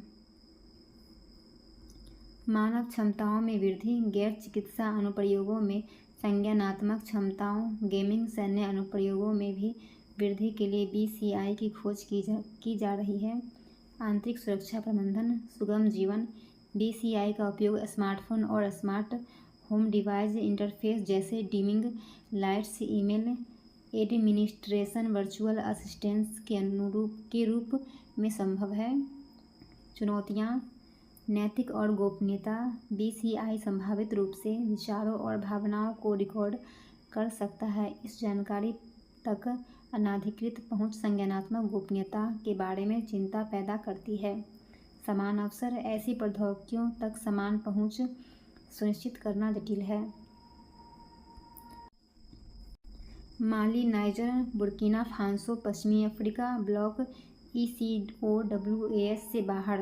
हाल ही में बुर्किना फासो, माली और नाइजर की सैन्य सरकारों ने पश्चिमी अफ्रीका ब्लॉक ECOWAS से अपनी तत्काल वापसी की घोषणा की है। ECOWAS पश्चिमी अफ्रीका राज्यों का आर्थिक समुदाय। पश्चिमी अफ्रीका राज्य का आर्थिक समुदाय एक क्षेत्रीय राजनीतिक और आर्थिक संघ है जिसमें पश्चिमी अफ्रीका में स्थित 15 देश शामिल हैं। इसकी स्थापना 1975 में लागोस संधि के माध्यम से की गई थी। उद्देश्य: सदस्य राज्यों के बीच आर्थिक एकीकरण को बढ़ावा देना।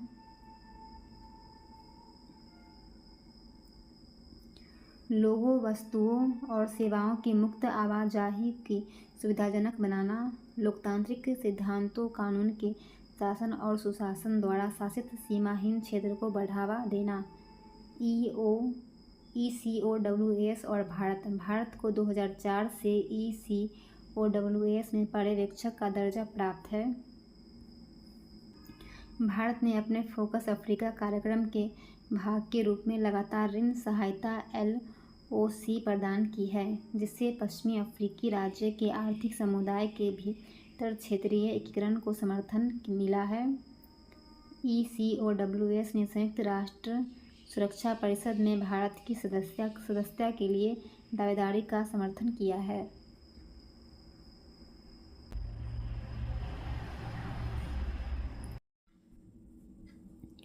राष्ट्रीय घटनाक्रम: हाल ही में थानथाई पेरियार वन्यजीव अभयारण्य को तमिलनाडु का 18वां वन्यजीव अभयारण्य घोषित किया गया।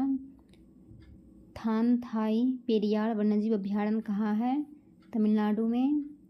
झारखंड के पूर्व मुख्यमंत्री हेमंत सोरेन को ED द्वारा गिरफ्तार किए जाने के बाद चंपई सोरेन ने झारखंड के 11वें मुख्यमंत्री के रूप में पद की शपथ ली है।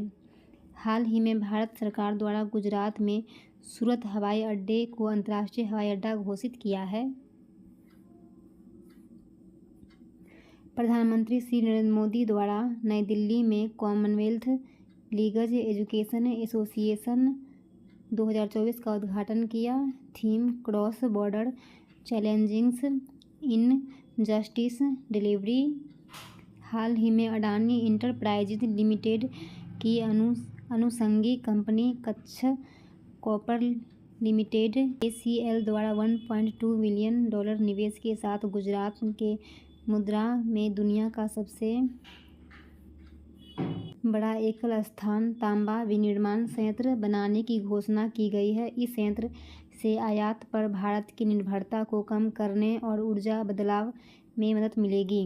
ओलंपिक खेलों में भारत के व्यक्तिगत रूप से पहले स्वर्ण पदक विजेता अभिनव बिंद्रा को 26 जुलाई से 11 अगस्त तक फ्रांस की राजधानी में होने वाले पेरिस ओलंपिक खेलों के लिए मशालवाहक के रूप में चुना गया। अभिनव बिंद्रा एक प्रसिद्ध भारतीय निशानेबाज हैं। तेलंगाना सरकार ने राज्य का संक्षिप्त नाम टीएस से बदलकर टीजी करने का फैसला लिया। 2014 में तेलंगाना के गठन के बाद तत्कालीन सरकार ने टीएस संक्षिप्त नाम तय किया था। हाल ही में जारी टॉमटॉम ट्रैफिक इंडेक्स में सबसे अधिक ट्रैफिक जाम की स्थिति में भारत के बेंगलुरु तथा पुणे विश्व के शीर्ष 10 देश में शामिल हैं।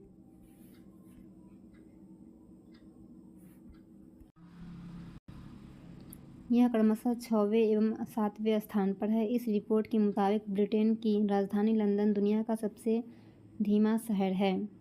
हाल ही में दिल्ली के मुख्यमंत्री अरविंद केजरीवाल द्वारा ट्रांसजेंडर समुदाय के लिए मुफ्त बस यात्रा की घोषणा की गई है।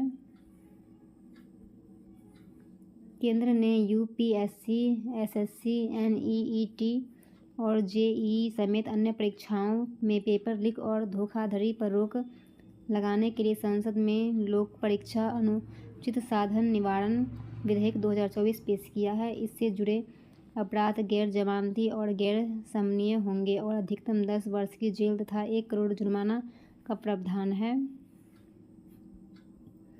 विश्व सतत विकास सम्मेलन शिखर सम्मेलन के 23वें संस्करण का आयोजन 7 से 9 फरवरी तक इंडिया हैबिटेट नई दिल्ली में आयोजित किया जाएगा। इस सम्मेलन का उद्घाटन उपराष्ट्रपति जगदीप धनखड़ द्वारा किया जाएगा।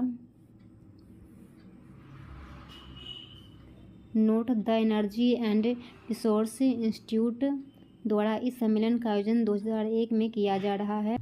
लोकसभा में सवालों का जवाब देते हुए केंद्रीय पर्यटन मंत्री ने बताया कि सरकार द्वारा प्रसाद योजना के तहत 27 नए स्थलों की पहचान की गई। इसके अतिरिक्त स्वदेश दर्शन 2.0 योजना के तहत विकास के लिए 57 नए गंतव्यों की पहचान की गई है। भारत सरकार द्वारा पर्यटन मंत्रालय के तहत वर्ष 2014 से 15 में प्रसाद योजना शुरू की गई थी। क्या है स्वदेश दर्शन योजना? विषयगत पर्यटन सर्किट के एकीकृत विकास के उद्देश्य से भारत सरकार द्वारा 2014 से 15 में शुरू की गई योजना है। रक्षा क्षेत्र में आत्मनिर्भरता की ओर कदम बढ़ाते हुए भारत प्रौद्योगिकी संस्थान मद्रास द्वारा भारत का पहला स्वदेशी 155 मिलीमीटर स्मार्ट गोला बारूद बनाने की घोषणा की गई है। आईआईटी कानपुर में देश की पहली hyper velocity expansion tunnel test सुविधा का सफल परीक्षण किया गया है। इस तकनीक से हाइपरसोनिक क्रूज मिसाइलों को सटीक निशाना लगाने के लिए तैयार किया जाएगा। इसरो के महत्वाकांक्षी गगनयान मिशन से पहले एक महिला रोबोट को अंतरिक्ष में भेजा जाएगा जिसका नाम व्योममित्र है। व्योममित्र रोबोट यह एक अर्ध ह्यूमनॉइड रोबोट है जिसे गगनयान मानव अंतरिक्ष उड़ान मिशन से पहले मानव रहित उड़ान परीक्षण मिशन के लिए इसरो द्वारा डिजाइन किया गया है। नोट गगनयान मिशन भारत का पहला मानव अंतरिक्ष मिशन है जो वर्ष 2024 से 25 में संभावित है। इस मिशन के तहत 3 दिनों के लिए 3 अंतरिक्ष यात्रियों को पृथ्वी की 400 किलोमीटर पर स्थित निचली कक्षा में स्थापित किया जाएगा। श्रीलंका के 76वें स्वतंत्रता दिवस समारोह में शामिल होने के लिए भारत ने नौसेना को पनडुब्बी INS करंज को भेजा है। उत्तराखंड विधानसभा द्वारा समान नागरिक संहिता विधेयक पारित होने के साथ ही उत्तराखंड स्वतंत्र भारत में ऐसा करने वाला पहला राज्य बन गया है। नोट गौरतलब है कि गोवा में पुर्तगाली शासन के समय से समान नागरिक संहिता लागू है। हाल ही में सुपर 30 के संस्थापक आनंद कुमार को संयुक्त अरब अमीरात UAE ने गोल्डन वीज़ा दिया है। भारत सरकार द्वारा हाल ही में म्यांमार के साथ मुक्त आवागमन व्यवस्था को ख़त्म करने का ऐलान किया है। केंद्र सरकार द्वारा यह फैसला म्यांमार से सटे पूर्वोत्तर के राज्यों के डेमोग्राफिक स्ट्रक्चर को यथावत बनाए रखने और आंतरिक सुरक्षा सुनिश्चित करने के मद्देनज़र लिया गया है।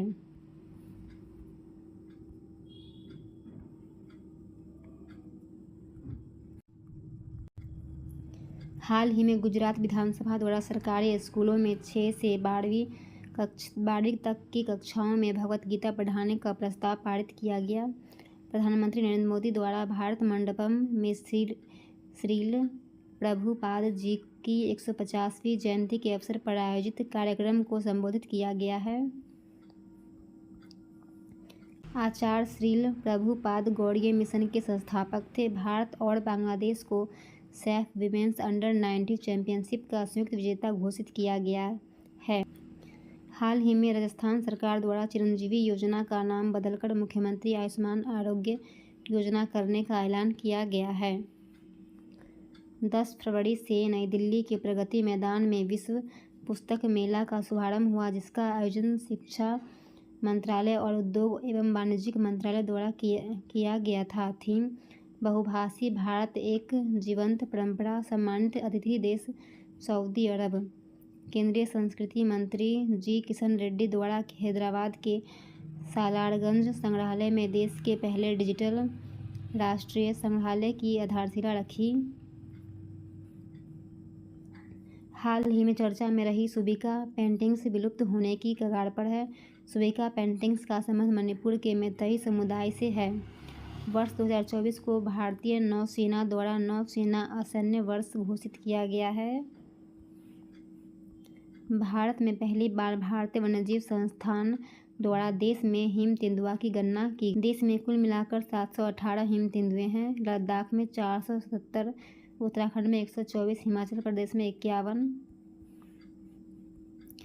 प्रधानमंत्री नरेंद्र मोदी द्वारा 6 से 9 फरवरी के मध्य गोवा में दूसरा भारत ऊर्जा सप्ताह का उद्घाटन किया गया है।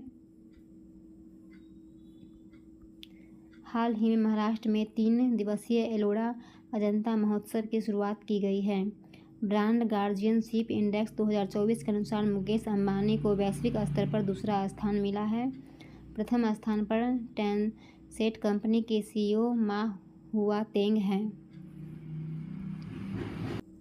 हाल ही में माओवादी तथा सुरक्षा बलों के बीच हिंसक झड़प के बीच चर्चा में आया सोनाबेरा वन्यजीव अभयारण्य उड़ीसा के नुआपाड़ा जिले में स्थित है। यह छत्तीसगढ़ के सीता नदी तथा उदंती अभयारण्यों से जुड़ा हुआ है। राष्ट्रीय डोपिंग रोधी एजेंसी द्वारा नई दिल्ली में road to Paris 2024 championship clean sports and uniting for anti doping सम्मेलन का आयोजन किया गया है। यह कार्यक्रम पेरिस ओलंपिक 2024 की अगुवाई में प्रमुख डोपिंग रोधी पहलुओं पर जुटने, विचार विमर्श करने और रणनीति बनाने के लिए खेल समुदाय के हितधारकों के लिए एक महत्वपूर्ण मंच के रूप में कार्य करता है। इस अवसर पर श्री अनुराग सिंह ठाकुर द्वारा गांधीनगर, गुजरात में प्रतिष्ठित राष्ट्रीय फोरेंसिक विज्ञान विश्वविद्यालय में पुंसक अनुपूरक परीक्षण के लिए उत्कृष्टता केंद्र का उद्घाटन किया गया। हाल ही में सिक्किम कर्मचारियों के लिए पुरानी पेंशन योजना बहाल करने वाला पूर्वोत्तर का पहला राज्य बन गया है। हाल ही में प्रधानमंत्री नरेंद्र मोदी ने श्रीलंका के राष्ट्रपति रानी विक्रमसिंघे और मॉरिशस के प्रधानमंत्री प्रविंद जगन्नाथ के साथ वीडियो कॉन्फ्रेंसिंग के माध्यम से श्रीलंका तथा मॉरिशस में UPI सेवाओं और मॉरिशस में रुपे कार्ड सेवा का उद्घाटन किया है। Note: UPI national payments corporation of India द्वारा विकसित मोबाइल फ़ोन के माध्यम से अंतर बैंक लेनदेन की सुविधा के लिए एक त्वरित भुगतान प्रणाली है। शुरुआत 2016। वर्तमान में विश्व के 8 देशों में UPI सेवा चालू है: France, UAE, Singapore, Nepal, Sri Lanka, Malaysia, Bhutan और मॉरिशस।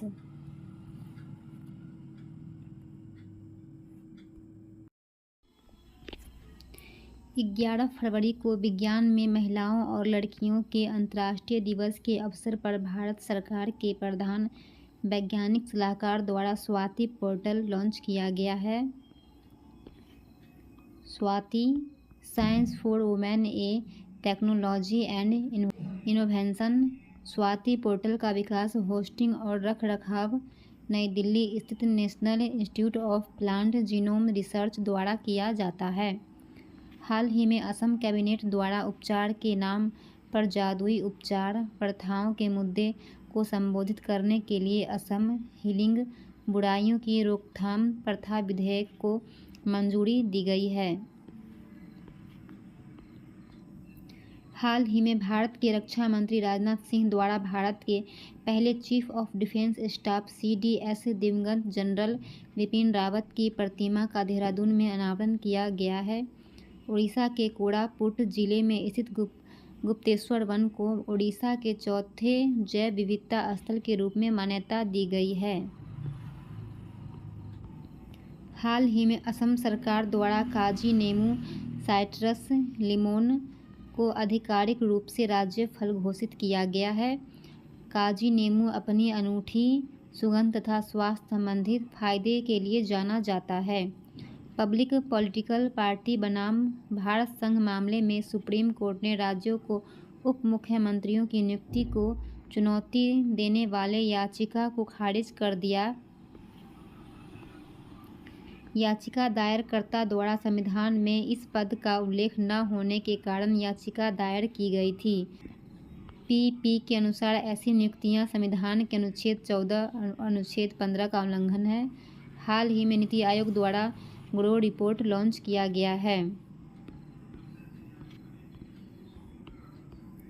इसके तहत भारत के सभी जिलों में कृषि वानिकी उपयुक्त होने का आकलन करने के लिए रिमोट सेंसिंग और GIS का उपयोग किया जाता है। संस्कृति और विदेश राज्य मंत्री श्रीमती मीनाक्षी लेखी ने 11 फरवरी 2024 को श्री सतगुरु राम सिंह जी की द्विशताब्दी जयंती के अवसर पर 200 रुपये का एक स्मारक सिक्का और 10 रुपये का एक मुद्रा सिक्का जारी किया है।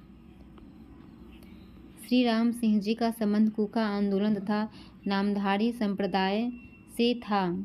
हाल ही में माय गोव इंडिया ने भारत के डिजिटल क्षेत्र में प्रभावी योगदान देने वाले डिजिटल इनोवेटर्स और कंटेंट क्रिएटर्स को सम्मानित करने के लिए नेशनल क्रिएटर्स अवार्ड की घोषणा की है। कुल 20 श्रेणी में यह अवार्ड दिया जाएगा। नेशनल क्रिएटर्स अवार्ड का उद्देश्य अधिक समावेशी, सहभागी तथा सशक्त समाज के निर्माण में डिजिटल मीडिया की परिवर्तनकारी क्षमता को प्रेरित करना है। केंद्रीय संस्कृति मंत्रालय द्वारा हाल ही में संगीत नाटक अकादमी का एक क्षेत्रीय केंद्र हैदराबाद में स्थापित करने का निर्णय लिया गया है, जिसे दक्षिण भारत सांस्कृतिक केंद्र के नाम से जाना जाएगा। हाल ही में टाटा स्टील के कलिंगा नगर और मैरा मंडली प्लांट को प्रतिष्ठित रिस्पॉन्सिबल स्टील प्रमाण पत्र मिला है। इससे पूर्व टाटा स्टील का Jamshedpur steel plant responsible steel प्रमाण पत्र हासिल करने वाला भारत का पहला स्टील प्लांट है।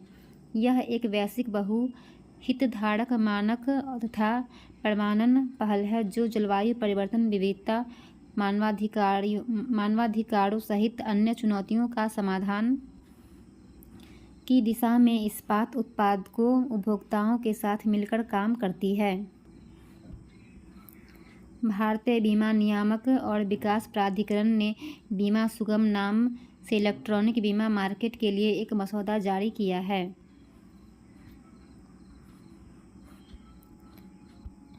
हाल ही में दूरसंचार विभाग द्वारा संगम डिजिटल ट्विन पहल की शुरुआत की है, जिसका उद्देश्य नवाचार और उन्नत प्रौद्योगिकियों के एकीकरण के माध्यम से बुनियादी ढांचे की योजना और डिजाइन को बदलना है। क्या है संगम?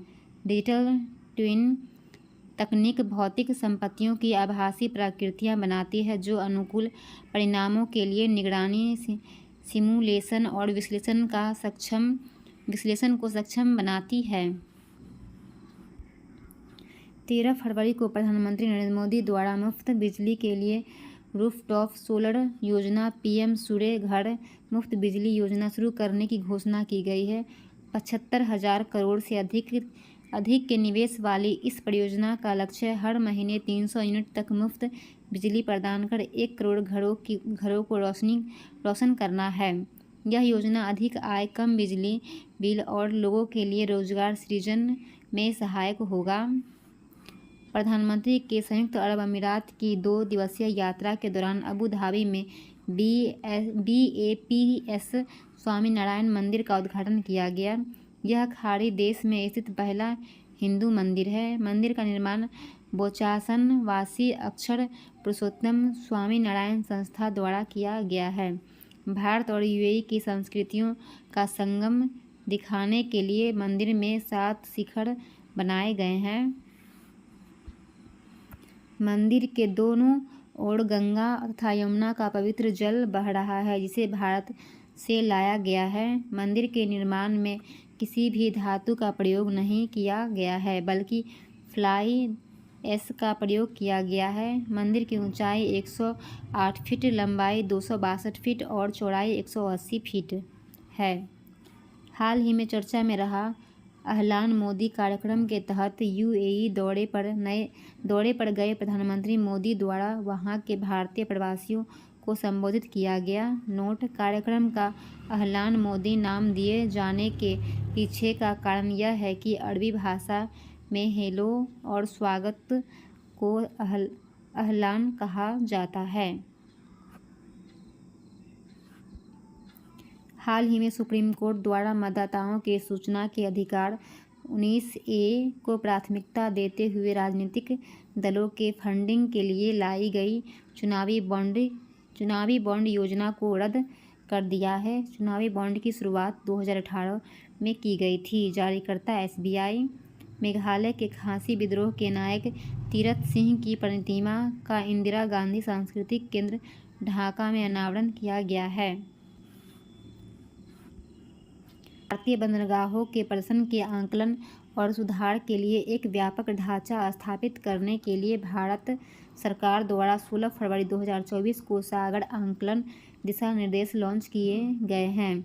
यह पूरे भारत में बंदरगाहों की दक्षता और प्रभावशीलता को बढ़ाने के लिए भारतीय बंदरगाहों के प्रदर्शन की राष्ट्रीय बेंचमार्किंग पर केंद्रित है। यह सभी भारतीय बंदरगाहों पर लागू होगा। यह भारतीय बंदरगाहों के प्रदर्शन मूल्यांकन को बदल देगा। यह समुद्री अमृत काल विजन 2047 को पूरा करने में मदद करेगा। यह बंदरगाह विकास, आधुनिकीकरण, हरित हाइड्रोजन और अमोनिया बंदरगाह आधारित विकास, क्रूज क्षेत्र, व्यापार और वाणिज्य, जहाज निर्माण और ज्ञान साझा करने में मदद करेगा।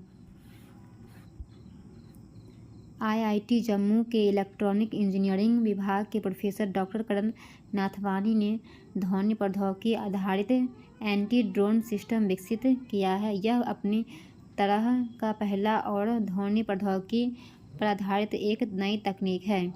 असम के मुख्यमंत्री हेमंत बिस्वा शर्मा ने इस साल मार्च के पहले सप्ताह के दौरान असम के जोरहाट में विरलाचित बड़फुकन की 125 फुट ऊंची प्रतिमा का अनावरण करने के लिए प्रधानमंत्री नरेंद्र मोदी को आमंत्रित किया है।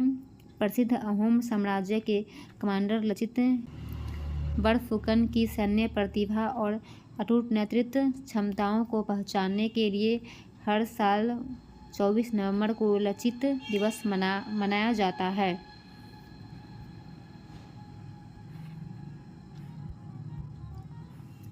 रक्षा मंत्री राजनाथ सिंह ने देहरादून में भारत के पहले चीफ ऑफ डिफेंस स्टाफ दिवंगत जनरल बिपिन रावत की प्रतिमा का अनावरण किया। इस मौके पर उत्तराखंड के मुख्यमंत्री पुष्कर सिंह धामी भी मौजूद रहे। पहले चीफ ऑफ डिफेंस स्टाफ के रूप में जनरल बिपिन रावत ने 1 जनवरी 2020 को कार्यभार संभाला। केंद्रीय मंत्री राजीव चंद्रशेखर ने digital India future labs summit 2024 का उद्घाटन किया। इसका आयोजन इलेक्ट्रॉनिक्स और सूचना प्रौद्योगिकी मंत्रालय और राष्ट्रीय इलेक्ट्रॉनिक्स और सूचना प्रौद्योगिकी संस्थान के माध्यम से किया जा रहा है। इस सम्मेलन में शीर्ष उद्योगपतियों और शिक्षाविदों समेत 1000 से अधिक लोग भाग ले रहे हैं। केंद्रीय पर्यटन मंत्री जी किशन रेड्डी और मध्य प्रदेश के मुख्यमंत्री मोहन यादव ने तेलंगाना राज्य के सिद्दीपेट जिले में कोमुरावेली रेलवे स्टेशन की आधारशिला रखी। कोमुरावेली गांव प्रसिद्ध कोमुरावेली मल्लिकार्जुन स्वामी मंदिर के लिए प्रसिद्ध है। हर साल 4 अलग अलग राज्यों से करीब 25 लाख लोग मंदिर में दर्शन करने आते हैं। हाल ही में केंद्रीय पर्यावरण और जलवायु परिवर्तन मंत्रालय द्वारा की गई घोषणा के अनुसार विश्व आर्द्रभूमि दिवस की पूर्व संध्या पर भारत ने 5 आर्द्रभूमि को रामसर साइट के रूप में नामित किया गया, जिससे भारत में रामसर साइट की संख्या 75 से बढ़कर 80 हो गई है। 5 नए रामसर स्थल निम्नलिखित हैं। अंक समुद्र पक्षी संरक्षण रिजर्व कर्नाटक, अघनाशिनी मोहाना कर्नाटक, मागादी केरे संरक्षण रिजर्व तमिलनाडु, कराईवेट्टी पक्षी अभ्यारण्य तमिलनाडु, लॉन्गवुड शोला रिजर्व वन तमिलनाडु। रामसर कन्वेंशन क्या है? यह एक अंतर सरकारी संधि है जिसे 2 फरवरी 1971 को ईरान शहर रामसर में अपनाया गया था। भारत में यह समझौता 1 फरवरी 1982 को लागू किया गया था। विश्व वेटलैंड दिवस प्रत्येक वर्ष 2 फरवरी को मनाया जाता है। Theme wetlands and human well-being. सर्वाधिक रामसर स्थल वाला राज्य तमिलनाडु 16। हाल ही में खेलो इंडिया विंटर गेम्स 2024 के चौथे संस्करण का शुभंकर और लोगो स्नो लेपर्ड सीन AC को लॉन्च किया गया। खेलो इंडिया विंटर गेम्स का आयोजन 2 भागों में किया जाएगा। प्रथम भाग का आयोजन 2 से 6 फरवरी लद्दाख, द्वितीय भाग का आयोजन 21 से 25 फरवरी गुलमर्ग। 1 फरवरी 2024 को भारतीय तटरक्षक बल का 48वां स्थापना दिवस मनाया गया। स्थापना 1 फरवरी 1977 को। भारतीय तटरक्षक बल के महानिदेशक राकेश पाल, मुख्यालय नई दिल्ली। 1 फरवरी 2024 को वित्त मंत्री और कॉरपोरेट मामलों की मंत्री निर्मला सीतारमण द्वारा 1 फरवरी को संसद में 2024 से 25 के लिए अंतरिम केंद्रीय बजट पेश किया गया। वित्त वर्ष 2023 से 24 में भारत की वास्तविक GDP 7.3% बढ़ने का अनुमान है। अगले वर्ष के लिए पूंजीगत व्यय परिव्यय 11.1% बढ़ाकर 11,11,111 करोड़ रुपये किया जा रहा है, जो GDP का 3.4% है। Federation of automobile dealers association द्वारा जारी रिपोर्ट के अनुसार भारत में वर्ष 2023 में विद्युत वाहनों की बिक्री में 49.25% की वृद्धि दर्ज की गई है।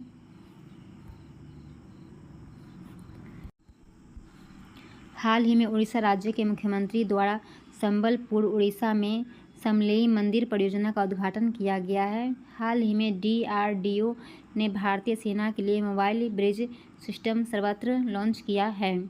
जमीन घोटाला केस में झारखंड के पूर्व मुख्यमंत्री हेमंत सोरेन की गिरफ्तारी तथा इस्तीफे के बाद झामुमो के नेता चंपई सोरेन ने मुख्यमंत्री पद की शपथ ली।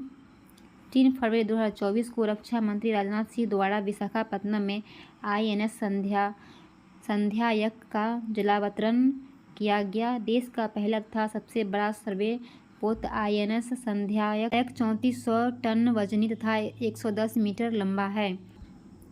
हाल ही में भारत की सबसे बड़ी और अपनी तरह की पहली गतिशीलता प्रदर्शन भारत मोबिलिटी ग्लोबल एक्सपो 2024 का आयोजन भारत मंडप नई दिल्ली में किया गया। BCCI सचिव जय शाह को तीसरी बार एशियाई क्रिकेट परिषद का अध्यक्ष चुना गया है। एशियाई क्रिकेट परिषद की स्थापना 19 सितंबर 1983। हाल ही में राष्ट्रपति श्रीमती द्रौपदी मुर्मू द्वारा 2 फरवरी 2024 को फरीदाबाद हरियाणा के सूरजकुंड में 37वें सूरजकुंड अंतर्राष्ट्रीय हस्तशिल्प मेले का उद्घाटन किया गया है। वर्ष 2024 में तंजानिया मेले का भागीदार देश है। 1 फरवरी 2024 को अमेरिका द्वारा भारत को 31 प्रेडेटर ड्रोन की बिक्री करने की मंजूरी दी गई है। भारत को मिलने वाले 31 MQ-9B predator long drone Bharat की समुद्री सुरक्षा को बढ़ाने में अहम साबित होंगे। अंतर्राष्ट्रीय घटनाक्रम।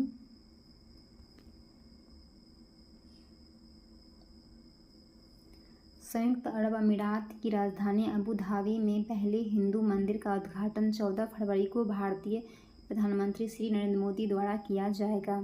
इस मंदिर का निर्माण BAPS स्वामी नारायण संस्था द्वारा करवाया जा रहा है। हाल ही में जारी टॉम ट्रैफिक इंडेक्स जो अंतर्राष्ट्रीय स्तर पर विभिन्न शहरों में ट्रैफिक की स्थिति बताता है। यातायात भीड़ के स्तर पर शीर्ष 3 शहर हैं: London UK, Dublin Ireland, Toronto Canada. Note: Bengaluru 6 स्थान पर, पुणे 7 स्थान पर। भारत सरकार द्वारा UPI को ग्लोबल बनाने की दिशा में महत्वपूर्ण कदम उठाते हुए इसे फ्रांस के मशहूर पर्यटन स्थल एफिल टावर से लॉन्च किया गया है। हाल ही में नामीबिया गणराज्य के राष्ट्रपति डॉक्टर हेज जी गीगोब का निधन हो गया है। राष्ट्रपति डॉक्टर हेज जी गीगोब भारत के समर्थक थे तथा भारत के प्रोजेक्ट चीता में उनका अहम योगदान रहा था। 14 फरवरी को दुबई में होने वाले विश्व सरकार शिखर सम्मेलन में प्रधानमंत्री श्री नरेंद्र मोदी सम्मानित अतिथि के रूप में हिस्सा लेंगे। सम्मेलन का विषय भविष्य की सरकारों को आकार देना। रूसी स्पेस एजेंसी रोस्कोएस्मोस के मुताबिक रूसी अंतरिक्ष यात्री कोनिएको ओलेग कोनोनेको ने अंतरिक्ष में 878 दिनों से अधिक समय बिताकर स्पेस में सर्वाधिक समय बिताने का रिकॉर्ड बना लिया है। विश्व बैंक की logistics performance index report 2023 connecting to competition 2023 के अनुसार भारत 139 देशों में 38वें स्थान पर है। पथुम निसांका वनडे क्रिकेट में दोहरा शतक जड़ने वाले पहले श्रीलंकाई बल्लेबाज बन गई है। मिशन वर्ल्ड प्रतियोगिता का 71वां संस्करण भारत में 18 फरवरी से 9 मार्च के मध्य आयोजित होगा। प्रतियोगिता की शुरुआत नई दिल्ली में भारत पर्यटन विकास निगम लिमिटेड के द ओपनिंग सेरेमनी तथा इंडिया वेलकम्स द वर्ल्ड गाला के साथ होगी। प्रतियोगिता का फिनाले मुंबई में संपन्न होगा। गूगल द्वारा जेमिनी नामक एक ऐप लॉन्च किया गया है जो स्मार्टफोन पर ऐसी प्रौद्योगिकी को लागू करेगा जिससे लोगों को डिजिटल ब्रेन से तुरंत जुड़ने में मदद मिलेगी। हाल ही में अमेरिकी एजेंसी स्पेस नासा द्वारा जलवायु परिवर्तन का अध्ययन करने के लिए PACE उपग्रह को लॉन्च किया गया है। PACE plankton aerosol cold ocean ecosystem वैश्विक पर्यावरण सुविधा ग्लोबल एनवायरनमेंट फैसिलिटी परिषद की पहली ग्लोबल बायोडायवर्सिटी फ्रेमवर्क फंड परिषद के लिए बैठक वाशिंगटन DC USA में हुई। जर्मनी के पुरातत्वविदों द्वारा हाल ही में जर्मनी के रैरिक के तट पर पश्चिमी बाल्टिक सागर में लगभग 21 मीटर की गहराई में एक जलमग्न पाषाण युग की विशाल संरचना की खोज की गई। यह पाषाण युग में उपयोग की जाने वाली सबसे पुरानी ज्ञात शिकार संरचनाओं में से एक है। ट्रांसपेरेंसी इंटरनेशनल द्वारा 180 देशों की करप्शन परसेप्शन रिपोर्ट भ्रष्टाचार धारणा सूचकांक 2023 जारी की गया है। सबसे कम भ्रष्टाचार डेनमार्क, सबसे अधिक भ्रष्टाचार सोमालिया। भारत का रैंक 93। भारतीय मूल के बैरिस्टर वरुण घोष ऑस्ट्रेलिया संसद में भगवद गीता पर शपथ लेने वाले पहले सीनेटर बन गए हैं। नासा और Japan aerospace exploration agency JAXA अंतरिक्ष उड़ान को और अधिक टिकाऊ बनाने के लिए लिग्नोसैट नामक दुनिया के पहले लकड़ी के उपग्रह को अंतरिक्ष में लॉन्च करने की योजना बना रहा है। हाल ही में इकोनॉमिस्ट इंटेलिजेंस यूनिट की ओर से विश्व में लोकतंत्र की स्थिति पर डेमोक्रेसी इंडेक्स लोकतंत्र सूचकांक 2023 जारी की गई है। भारत का इस सूची में फ्लॉड डेमोक्रेसी की सूची में रखा गया है। भारत 7.8 स्कोर के साथ 41वें पायदान पर है। शीर्ष 3 देश नॉर्वे, न्यूजीलैंड, आइसलैंड। वर्ल्ड गवर्नमेंट समिट 2024 के दौरान दुबई में विश्व की पहली हवाई टैक्सी सेवा का शुभारंभ किया गया है। दुबई में विश्व की पहली हवाई टैक्सी सेवा का शुभारंभ किया गया है। यह महत्वपूर्ण पहल शहरी परिवहन में आमूल-चूल परिवर्तन लाने में सहायता होगा। 12 फरवरी से 17 फरवरी 2024 को प्रवासी पक्षियों के लिए कॉप्स के 14वें संस्करण का आयोजन उज्बेकिस्तान की राजधानी समरकंद में किया जाएगा। भारत के सबसे बड़े द्विवार्षिक बहुराष्ट्रीय नौसैनिक अभ्यास मिलन का आयोजन विशाखापत्तनम में 19 से 27 फरवरी के मध्य किया जाएगा। संस्करण 12वां। थीम सुरक्षित समुद्री भविष्य के लिए नौसेना गठबंधन।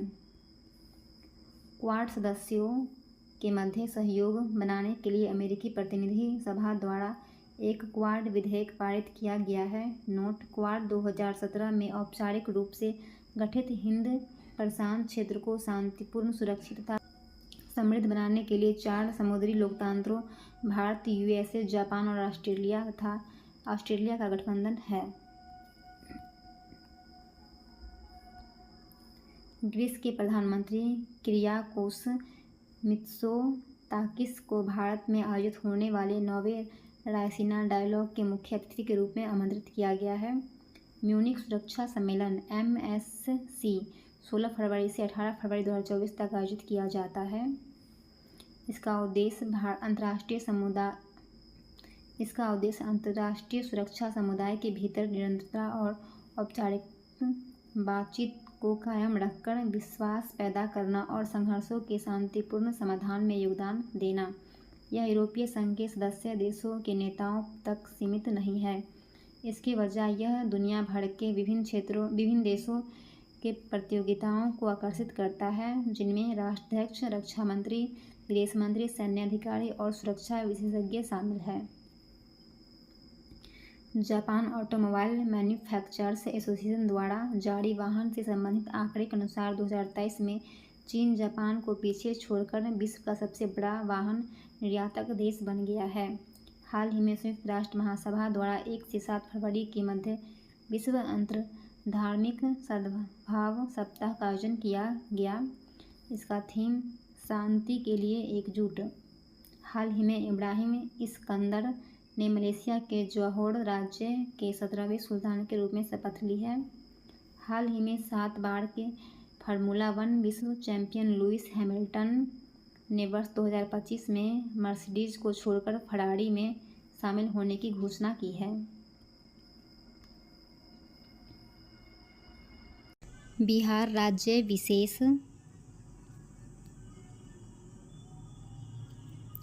बापू टावर का उद्घाटन। हाल ही में बिहार के मुख्यमंत्री श्री नीतीश कुमार द्वारा राष्ट्रपति महात्मा गांधी को समर्पित देश के सबसे बड़े बापू टावर तांबा निर्मित का गर्दनी बाग पटना में उद्घाटन किया गया है। बापू टावर की खास बातें: बापू टावर की ऊंचाई 120 फीट, क्षेत्रफल 7 एकड़। 2 अक्टूबर 2018 को नीतीश कुमार द्वारा आधारशिला रखी गई थी। बापू टावर के निर्माण में उनकी जीवनी तथा आदर्शों को आम जन तक पहुंचाने में आसानी होगी। महिला सशक्तिकरण की ओर महत्वपूर्ण कदम बढ़ाते हुए पटना के गायघाट में मॉडल पालना घर खोलने की घोषणा की गई है। पालना घर में महिला मजदूरों के बच्चों की देखभाल की जाएगी। स्वदेश दर्शन 2.0 योजना के तहत 32 राज्यों के चयनित 57 पर्यटक स्थलों में बिहार के 4 स्थलों को भी शामिल किया गया है। गया, नालंदा, विक्रमशिला तथा सीतामढ़ी का पुनौरा धाम। बिहार में चलाए जा रहे मिशन दक्ष अभियान का संबंध पढ़ाई में कमजोर राज्य के 25 लाख बच्चों को विशेष कक्षा प्रदान करने से है। हाल ही में भारतीय अंतर्देशीय जलमार्ग प्राधिकरण द्वारा कोसी नदी को जलमार्ग 58 घोषित किया गया है। बिहार में जमुई जिले के सिझौड़ी गांव में एक तालाब की खुदाई के दौरान भगवान सूर्य की 10वीं शताब्दी की पालकालीन प्रतिमा मिली है। पटना विमेंस कॉलेज में 28 फरवरी से 1 मार्च तक राष्ट्रीय विज्ञान महोत्सव का आयोजन किया जाएगा।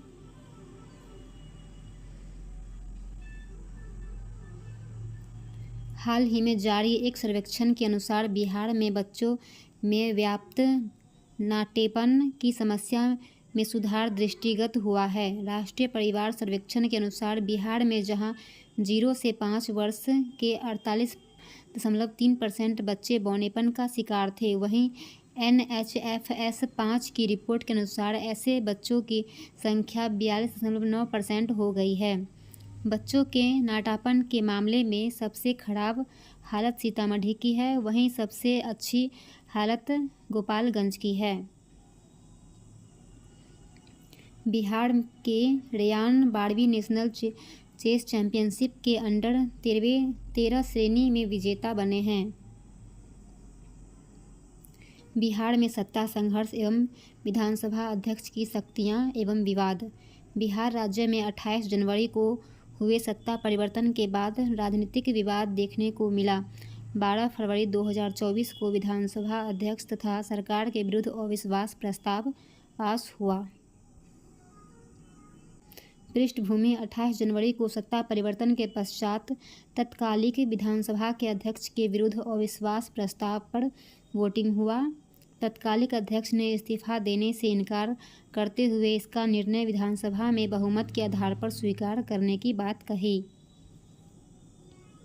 संवैधानिक प्रावधान। अध्यक्ष अवध बिहारी चौधरी के खिलाफ अविश्वास प्रस्ताव का नोटिस संविधान के अनुच्छेद 179 के तहत लाया गया। 243 सदस्यों की विधानसभा में 122 या इससे अधिक विधायक अविश्वास प्रस्ताव के पक्ष में वोट देंगे, तभी प्रस्ताव पारित होगा। अनुच्छेद 179। संविधान के अनुच्छेद 179 में विधानसभा के अध्यक्ष तथा उपाध्यक्ष के पद रिक्त होने, पद त्याग देने या पद से हटाए जाने से संबंधित प्रावधान किए गए हैं। अनुच्छेद 79 का A व B। विधानसभा अध्यक्ष अपना इस्तीफा डिप्टी स्पीकर को देंगे। अनुच्छेद 179 C। अविश्वास प्रस्ताव आने पर अध्यक्ष को सदन के तत्कालीन सदस्यों के बहुमत से हटाया जा सकता है। अविश्वास प्रस्ताव पर वोटिंग के दौरान स्पीकर के स्थान पर उपाध्यक्ष कार्यवाही संचालित करेंगे, उन्हीं को देखरेख में वोटिंग होगी। प्रमुख बिंदु। वर्तमान सरकार के समर्थन में विश्वास मत के पक्ष में 130 मत पड़े। इसमें विधानसभा उपाध्यक्ष का मत भी शामिल है। सत्ता पक्ष ने 3 विपक्षी विधायकों का मत भी हासिल किया। नंद किशोर यादव बिहार विधानसभा के 17वें अध्यक्ष होंगे। विधानसभा अध्यक्ष को हटाने के लिए सत्ता पक्ष की ओर से 125 तो उनको बनाए रखने के पक्ष में विपक्षी दलों की ओर से 112 सदस्य हो सके। दल बदल विरोधी कानून। बिहार विधानसभा में सरकार के विश्वास प्रस्ताव के दौरान विपक्षी दलों के 3 सदस्यों के द्वारा क्रॉस वोटिंग की गई, जिसके बाद ही दल बदल विरोधी कानून चर्चा के मुख्य बिंदु में शामिल हो गया। मुख्य प्रावधान। एक निर्वाचित सदस्य स्वेच्छा से किसी राजनीतिक दल की सदस्यता त्याग देता है। कोई निर्दलीय निर्वाचित सदस्य किसी राजनीतिक दल में शामिल हो जाता है।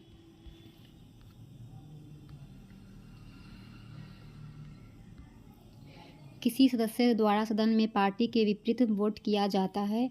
कोई सदस्य स्वयं को वोटिंग से अलग रखता है। अपवाद। कम से कम 2/3 विधायक किसी राजनीतिक दल को त्याग कर अन्य दल में शामिल होता है। सदन के अध्यक्ष के पास सदस्यों को अयोग्य करार देने संबंधी निर्णय लेने की शक्ति है। नोट। वर्ष 1985 में 52वें संविधान संशोधन के माध्यम से देश में दल बदल विरोधी कानून पारित किया गया। संविधान की 10वीं अनुसूची में दल बदल विरोधी कानून शामिल है। मुख्यमंत्री समेकित चौड़ विकास योजना। बिहार में मत्स्य पालन को प्रोत्साहित करने के लिए बिहार सरकार के पशु एवं मत्स्य विभाग द्वारा वर्ष 2021 से 22 में मुख्यमंत्री समेकित चौड़ विकास योजना की शुरुआत की गई थी। वर्ष 2021 से 22 में योजना पायलट प्रोजेक्ट के तहत दरभंगा, सिवान आदि कुछ जिलों में भी लागू की गई थी, जिसे वर्तमान में राज्य के सभी जिलों में सघनता से लागू करने की योजना बनाई जा रही है। वर्तमान में 2021 से 23 में बिहार में मत्स्य उत्पादन 8.46 लाख टन है, जिसे 10 लाख टन तक पहुंचाने का लक्ष्य रखा गया है। योजना के तहत लाभ। इस योजना के तहत किसानों को तालाब बनाने तथा जल प्रबंधन के लिए 50 से 70% तक अनुदान का प्रावधान है। सामान्य वर्ग के किसान 50%, SC/ST वर्ग के किसान 70%।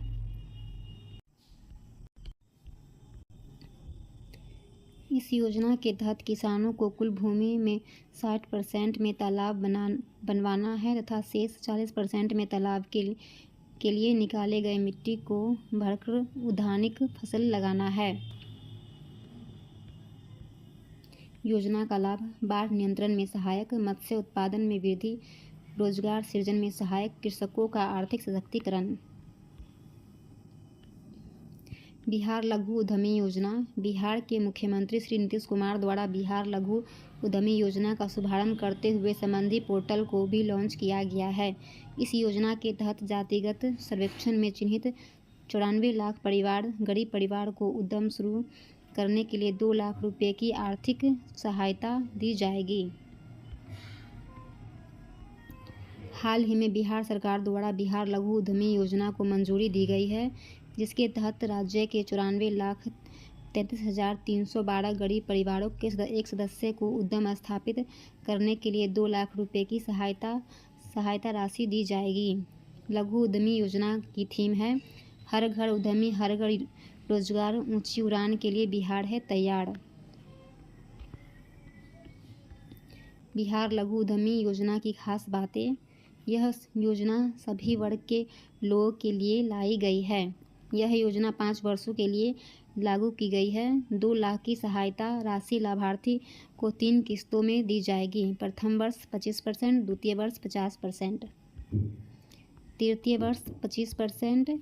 इस योजना के 62 उद्योगों को चिन्हित किया गया है।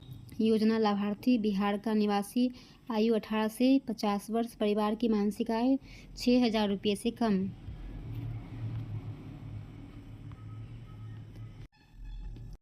नागी पक्षी महोत्सव 2024। आयोजन तिथि 17 से 19 फरवरी 2024। उद्देश्य पक्षियों के संरक्षण के प्रति जागरूकता बढ़ाना। स्थान नागी पक्षी आश्रयनी जमुई। ये आश्रयनी सैकड़ों स्थानीय तथा प्रवासी पक्षियों का अधिवास है। वरिष्ठ भाजपा नेता तथा विधानसभा में लगातार 7वीं बार पटना साहिब का प्रतिनिधित्व करने वाले श्री नंद किशोर यादव सर्वसम्मति से विधानसभा के अध्यक्ष निर्वाचित हुए हैं।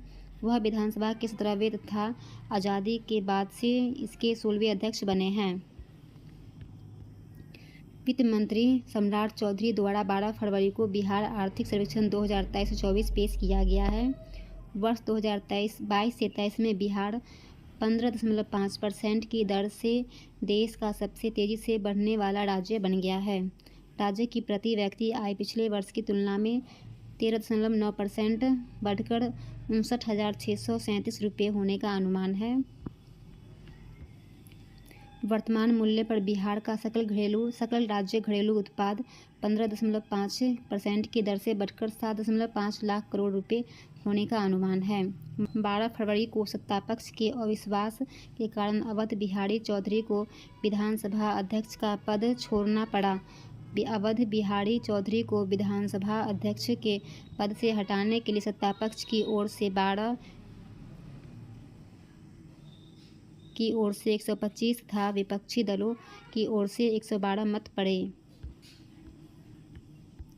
बिहार राज्य में 28 जनवरी को हुए सत्ता परिवर्तन के बाद 12 फरवरी को मुख्यमंत्री नीतीश कुमार द्वारा विधानसभा में विश्वास मत प्राप्त कर लिया गया। विश्वास मत के पक्ष में 130 मत पड़े। बिहार को मुंबई में आयोजित आउटबाउंड टूरिज्म मार्ट में बेस्ट डिजाइन और डेकोरेशन का अवार्ड मिला है। बेतिया में गंडक नदी में घड़ियाल तथा कछुए के लिए राज्य का पहला प्रजनन केंद्र स्थापित करने का निर्णय लिया गया। इसके लिए अमेरिका के कैलिफोर्निया स्थित लॉस एंजलिस चिड़ियाघर राज्य की मदद करेगा। 13 फरवरी 2024 को बिहार सरकार द्वारा अब तक का सबसे बड़ा बजट पेश किया गया। वित्त मंत्री सम्राट चौधरी द्वारा वर्ष 2024 से 25 के लिए 2,78,725.72 करोड़ रुपये का बजट पेश किया गया है। साहित्य तथा शिक्षा के क्षेत्र में अतुलनीय योगदान के लिए पद्मश्री से सम्मानित वरिष्ठ लेखिका श्रीमती उषा किरण खान का निधन हो गया। उनका जन्म दरभंगा जिले के मझौलिया गांव में हुआ था। 2011 में पद्मश्री उषा किरण खान को मैथिली उपन्यास भामती के लिए साहित्य अकादमी भी प्रदान किया गया था। हाल ही में बिहार राज्य आपदा प्रबंधन प्राधिकरण द्वारा बिजली, बाढ़, हीट वेव और शीत वेव के दौरान मानव जीवन की सुरक्षा के लिए नीतीश डिवाइस लॉन्च किया गया है। Nitish novel initiative technological intervention for safety of human lives. Nitish device को भारतीय प्रौद्योगिकी संस्थान पटना के सहयोग से विकसित किया गया है। हाल ही में बिहार के पीरपैंती में 2400 मेगावाट का बिजली घर बनाए जाने की घोषणा की गई है। पीरपैंती में ताप विद्युत केंद्र की स्थापना कोल इंडिया के सहयोग से की जाएगी। हाल ही में नेशनल गवर्नमेंट सर्विसेज पोर्टल द्वारा जारी एक रिपोर्ट के अनुसार ऑनलाइन सेवा उपलब्ध कराने में बिहार का स्थान 18वां है। बिहार में सरकार द्वारा 171 तरह की सेवा ऑनलाइन उपलब्ध कराई जा रही है।